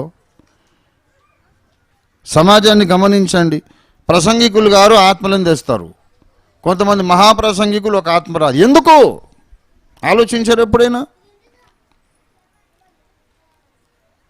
దేవుడు మనిషిని తన పోలికలో సృజించాడు అన్న మాటలో వీడి శరీరం పనిచేస్తుంది, వీడి మైండ్ పనిచేస్తుంది, కానీ భావోద్రేకాలు పనిచేయడం లేదు. సైతాను అక్కడ సేవను చంపేస్తున్నాడు. సైతాను సేవను చంపేస్తున్నాడు. ప్రసంగాలు చేయండి, కానీ ప్రేమ లేకుండా చేయండి. వాడి కొరకు అంత కొట్టుకులాడితే ఎలాగండి? ఎవడి కర్మ వాడిది. నమ్మితే నమ్మాడు, లేకపోతే మన డ్యూటీ మనం చేద్దాం. నువ్వు డ్యూటీ అనుకొని సేవ చేస్తే నీ సేవ ఫలించదు. ఇది నా హృదయ భారము, అయ్యో సువార్త ప్రకటించకపోతే నాకు శ్రమ అన్న పౌలు వంటి భారము, ప్రేమతో, ఎంత ప్రేమతో చెప్పాడు తెలుసా? అవసరమైతే దేవుడు నాకు చెబితే, పౌలు వీళ్ళందరూ రక్షణ పొందాలని నువ్వు ప్రార్థన చేస్తున్నావు కదా, మరి ఒక ఫీజు నిర్ణయిస్తున్నా, నువ్వు నరకానికి వెళ్తావా, భ్రష్టుడు అయిపోతావా? మరి నువ్వు భ్రష్టుడు అయితే వీళ్ళందరిని రక్షిస్తానని దేవుడు అంటే వాళ్ళ కొరకు నేను దానికైనా రెడీ అన్నాడు. ఎంత ప్రేమ చూడండి. అయ్యా అవసరమైతే నన్ను చంపేసేనాయనా, నాకు ఏ శిక్ష అయినా విధించు, నాకు ఏ నష్టమైనా విధించు, నా అన్నదమ్ములు రక్షణ పొందాలయ్యా, నేను తట్టుకోలేను. దేహ సంబంధులైన నా సహోదరులు రక్షణ పొందాలి, నా హృదయంలో మానని వేదన గలదన్నాడు. దేవుని స్తోత్రం కలిగిన కాక. ఏముంది అని హృదయంలో? మానని వేదన, బహుదుఖము. మానని వేదన కలిగి మనం సువార్త చెప్పాలి, బహుదుఖము కలిగి సువార్త చెప్పాలి. మానని వేదన, బహుదుఖము కలిగి మనము దర్శనాన్ని వ్యాప్తి చేయాలి. మనం 2 ప్రార్థనలు చేద్దాం.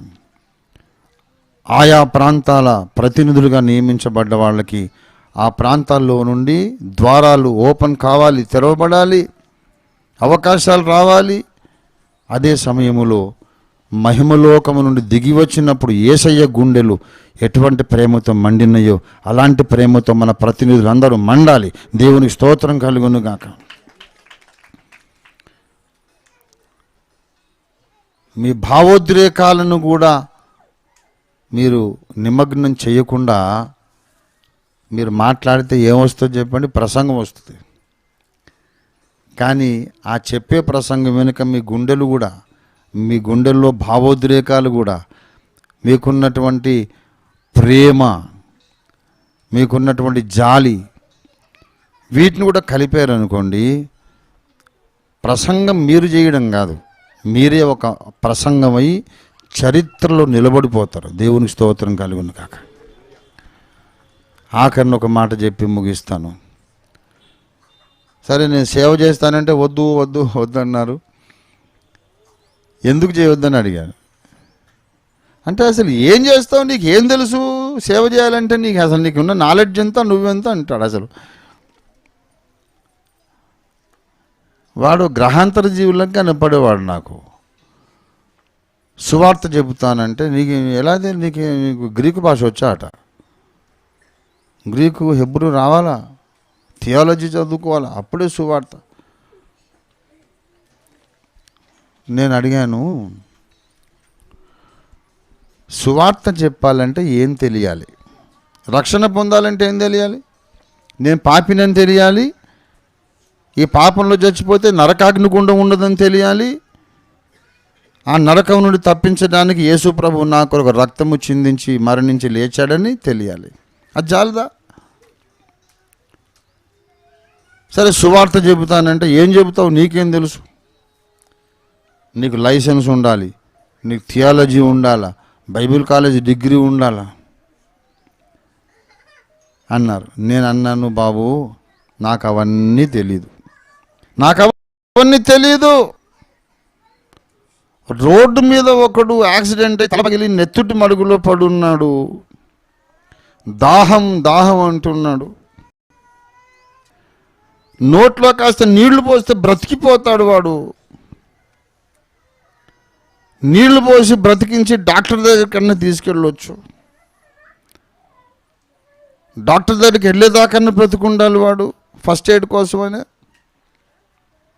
ఫస్ట్ ఎయిడ్ చేయడానికైనా బ్రతికుండాలి.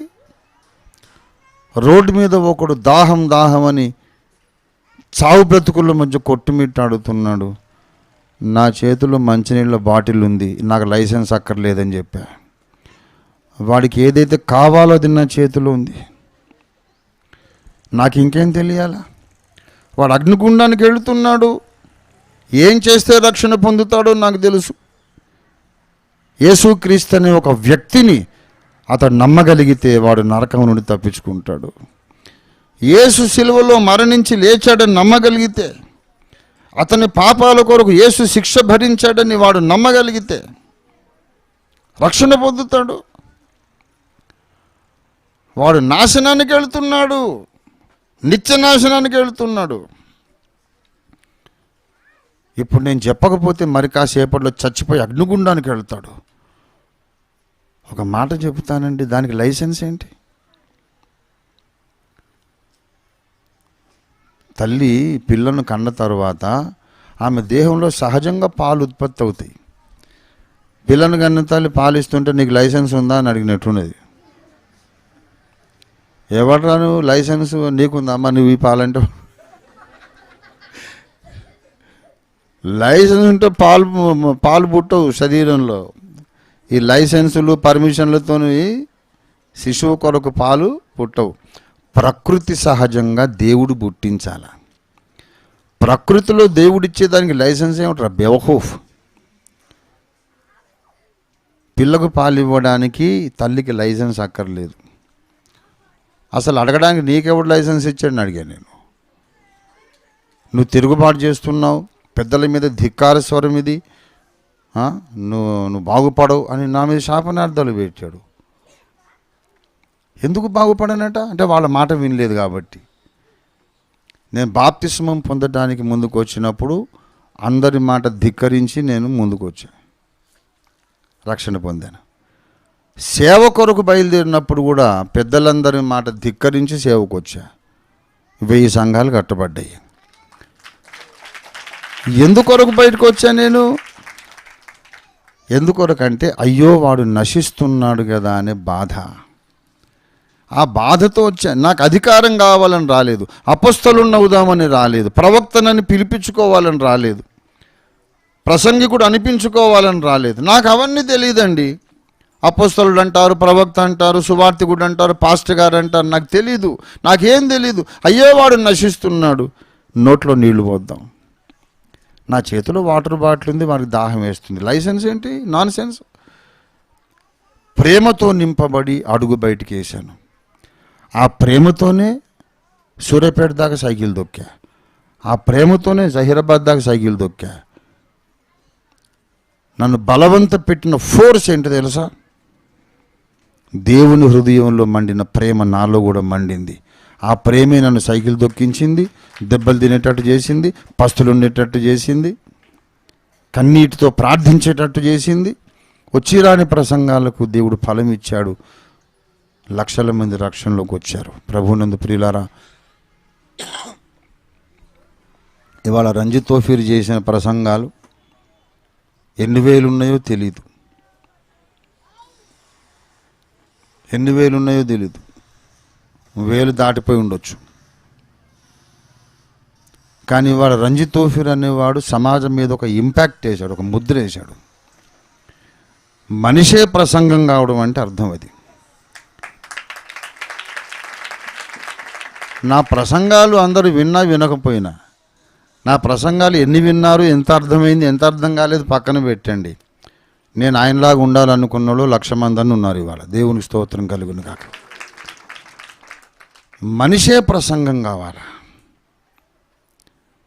నీ బ్రతుకే ఒక ప్రసంగం కావాలా?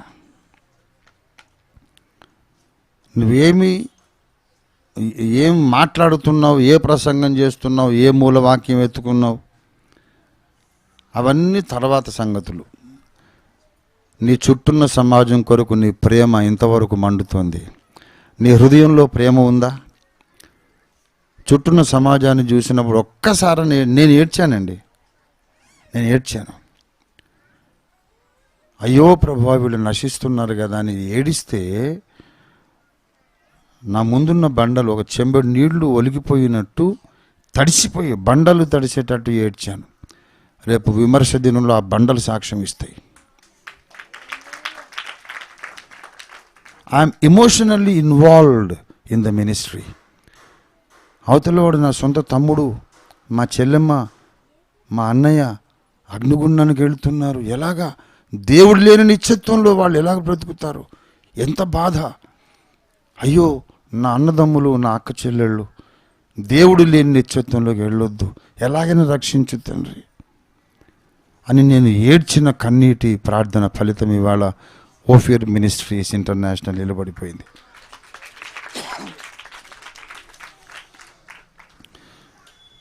దేవుడు మన కొరకు రక్షణ ప్రణాళిక రచించడానికి కారణం దేవుని హృదయములోని భావోద్రేకాలు. ఓఫియర్ మినిస్ట్రీస్ స్టార్ట్ కావడానికి కారణం భక్తుని హృదయంలో ఉన్నటువంటి భావోద్రేకాలు. I'm emotionally involved. అన్నిటికట్లా ఇన్వాల్వ్ అయితే కష్టమే, నీ గుండెపోటు వస్తుంది అన్నారు కొంతమంది. రాని చచ్చిపోని పర్వాలేదు, నా ప్రజల కొరకు ఏడుస్తూ ఏడుస్తూ చచ్చిపోయినా అది నాకు ఆశీర్వాదమే. ఒకవేళ చచ్చిపోతేనన్నా నన్ను చూసి దేవుడు కనికరించి వాళ్ళతో మాట్లాడతాడేమో. ఎలాగైనా నా అన్నదమ్ములను కన్విన్స్ చేయాలి అనే తపనలో నుండి పుట్టింది హైందవ క్రైస్తవం అనే గ్రంథం. హైందవ క్రైస్తవం తప్పు తప్పు తప్పు అంటున్నారు. ఎందుకు తెలుసా? వీళ్ళు ప్రేమ లేని సువార్థికులు. ఏదో రకంగా వాళ్ళని ఒప్పిద్దామని ఆశ లేదు. నేను తాపత్రయపడ్డాను. అవసరమైతే సైన్స్ వాడుకుంటాను, వేదాలు వాడుకుంటాను, పురాణాలు వాడుకుంటాను, ఏదైనా వాడుకుంటాను, యేసయ్య పాదాల దగ్గరికి వాడిని నడిపిస్తాను అనే ఆశ. నన్ను ఎవ్వరూ మెచ్చుకోనక్కర్లేదు, ఒకడైనా కన్విన్స్ అవుతే చాలు, ఒక్క ఆత్మ చాలు. 42 సంవత్సరాలు నేను తిన్న దెబ్బలు, పొందిన గాయాలు, అవమానాలు, తిరస్కారాలు, హేళనలు అన్నిటికీ నేను ఏం బాధపడను. ఒక్క ఆత్మ రక్షణ పొందితే చాలు. క్రీస్తు న్యాయపీఠం మొదలుపోయి నిలబడతా. యేసయ్యా, నాకు చేతనైనన్ని విధాలుగా ఒప్పించాను, వాదించాను, నిరూపణలు చూపించాను, ఇంకంతకంటే చేయలేకపోయానయ్యా, తప్పైతే క్షమించు అని అప్పగించుకుంటాను. ప్రభునందు ప్రియులారా, చెయ్యాలి కాబట్టి చేయటం అనేది మెకానికల్గా, యాంత్రికంగా నువ్వు చేసేసావు, ఎందుకు పనికిరాదు. ఒక యంత్రములాగా చేయొద్దు, ఒక మనిషిలాగా సేవ చేయాలి. రికార్డెడ్ మెసేజెస్ అన్నీ ఇంటర్నెట్ కూడా మళ్ళీ చెప్తుంది. ఇంటర్నెట్లో మెసేజ్ మళ్ళీ ప్లే చేయమంటే అవుతుందండి. అట్లాగే మనిషి కూడా రికార్డెడ్ మెసేజెస్ అన్నీ మైండ్లో నుంచి ప్లే కావడం కాదు, నువ్వు నోరు తెరిచిన ప్రతిసారి వింటున్న వాళ్ళ కొరకు నీ హృదయంలో కన్నీరు ఉండాలి. ఆ ప్రేమ, ఆ భారము కలిగినప్పుడు ప్రసంగం సరిగా ఉన్నా లేకపోయినా ఫలం మాత్రం సరిగా ఉంటుంది. నీ జీవితమే ప్రసంగం అయిపోతుంది, సమాజం మీద నీ ముద్ర పడిపోతుంది. అడుగుపెట్టిన ప్రతి చోట ఫలం వస్తుంది, నిలిచి ఉంటుంది. దేవుని స్తోత్రం కలుగును గాక. ఈ దినాన మనం ప్రార్థన చేద్దాం. ప్రభువా, ప్రతి ఒక్కరూ యేసుక్రీస్తులాగా ప్రేమతో సువార్త చెప్పాలి, పౌలులాగా మానని వేదనతో సువార్త చెప్పాలి. పౌలు వంటి భారము కలిగి మేము అవుట్ రీచ్ చేయాలి. వెళ్ళిన ప్రతి చోట మనుషులు మాలో సబ్జెక్ట్ చూడడం కాదు, ప్రేమను చూడాలి. నీలో సబ్జెక్ట్ కాదు వాడు చూడాల్సింది, ప్రేమను చూడాలి. ప్రేమను చూడాలంటే సింపుల్గా చెబుతున్నాం, మన వ్యక్తిత్వం మారాలి. మనం చెక్కబడాలి. యేసులాగా, పౌలులాగా ప్రేమగల వ్యక్తులుగా మనం చెక్కబడితే నువ్వు ఏ చిన్న సేవ చేసినా నూరంతల ఫలం వస్తుంది. దేవుడి వాక్యం మన వినికిడిలో ఆశీర్వదించునుగాక. రండి మనం ప్రార్థన చేసుకుందాం. అందరూ కూడా కొంత సమయం మన కన్నులు మూసుకొని మన 2 చేతులు ఆకాశంతటి పైకెత్తి ప్రభువును స్తుతించుకుందాం. హల్లెలూయా, హల్లెలూయా. యేసయ్యా, నీకు వందనాలు, నన్ను నీ ప్రేమతో నింపు ప్రభు అని అడుగుదాం.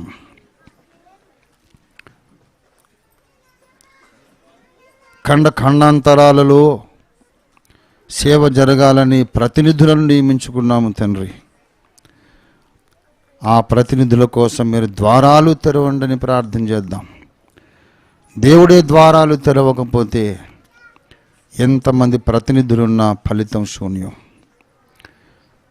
ఆస్ట్రేలియాలో దేవుడు ద్వారాలు తెరవాలి, ఆఫ్రికాలో దేవుడు ద్వారాలు తెరవాలి, ఐరోపా ఖండంలో, యూరోప్లో దేవుడి ద్వారాలు తెరవాలి.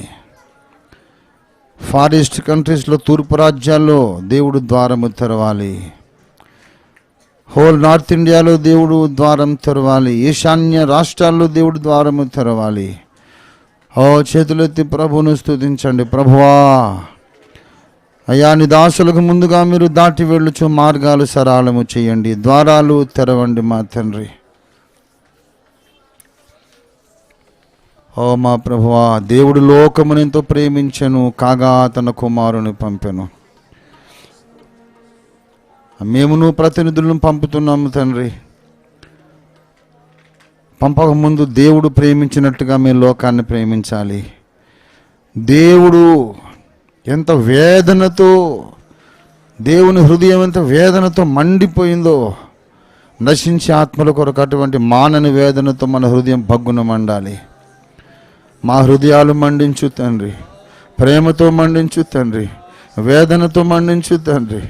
అయ్యా, మాలో కన్నీరు పుట్టించు తండ్రి. కన్నీరు లేని సేవ మేము చేయొద్దు తండ్రి. మా తండ్రి, భారము లేని సేవ వద్దు నాయన, భారము లేని ప్రసంగాలు వద్దు ప్రభువా. అయ్యో మా తండ్రి, తండ్రి తండ్రి సహాయం చేయండి. మా దేశము నశిస్తున్నది ప్రభువా. 100 కోట్ల మంది నశిస్తున్నారు తండ్రి. తెలియక వారు మతోన్మాదులుగా తయారైనారు. తెలియక యేసును దూషిస్తున్నారు, సువార్తను ద్వేషిస్తున్నారు.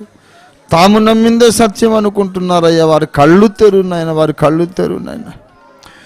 ప్రభువా, భారతదేశం మీద నీ పరిశుద్ధాత్మను కుమ్మరించండి. అయ్యా, వారి మనోనేత్రాలు వెలిగించండి తండ్రి. అయ్యా, సహాయము చేయండి, సహాయం చేయండి. రిఖారాధారాభాష హూరాబారా దియారాధారాబారాసి కందరాబారాసి ఊరబాబాబాబాబాబారాసి హల్లెలూయా రిహందరలదరాబారాసి హల్లెలూయా హల్లెలూయా హల్లెలూయా హల్లెలూయా. దిగిరండి, దిగిరండి, దిగిరండి ప్రభువా. దిగిరండి ప్రభువా. దిగిరండి తండ్రి. మా దేశం ఇది దిగిరండి తండ్రి. మా అవుట్ రీచ్ మినిస్ట్రీస్ మీద దిగిరండి తండ్రి. మా అవుట్ రీచ్ బృందం మీదకి దిగిరండి తండ్రి. నీకు వందనాలు. అందరు హృదయాలు ప్రేమతో మండించండి. మా తండ్రి, సబ్జెక్ట్ చెప్పడం కాదు నాయన, గుండెల్లో ప్రేమ మండాలని చెప్పిన మీ యొక్క సత్యవాక్యము కొరకు నీకు వందనాలు, వందనాలు, వందనాలు. హృదయం ఇన్వాల్వ్ కాకుండా ఎంత ప్రసంగం చేసినా లాభం లేదని చెప్పావు. నీకు వందనాలు, వందనాలు, వందనాలు. అగాపే సేవకులందరినీ ప్రేమతో మండించండి. అగాపే సంఘ కాపర్లందరినీ పౌలు వంటి ప్రేమగల కాపర్లుగా తయారు చేయండి. ప్రేమగల సువార్తికులుగా తయారు చేయండి. హల్లెలూయా హూందరాబా హూరాబా శిఖరందలరాబా రాసి హల్లెలూయా హల్లెలూయా హల్లెలూయా హల్లెలూయా హల్లెలూయా హల్లెలూయా. ప్రేమ అనేది డంబముగా ప్రవర్తించదు, స్వప్రయోజనం విచారించుకోదు.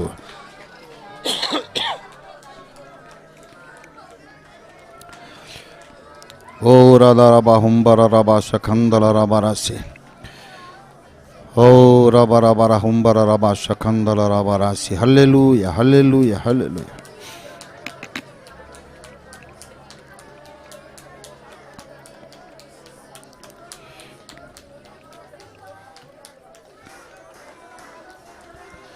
పరమును తెరచి మన్నా కురిపించి అందరికీ జీవ పరమును తెరచి మన్నా కురిపించి అందరికీ జీవ జలమిచ్చితివే తృప్తిని యందు పొందిరి తృప్తిని యందు అగ్ని స్తంభము మేఘ స్తంభమును నిత్యము నడిపించును. నిత్యము నడిపించును. ప్రభువా నీవే నమ్మకమైన సామర్థ్యుడవు. ప్రభువా నీవే నమ్మకమైన సామర్థ్యుడవు.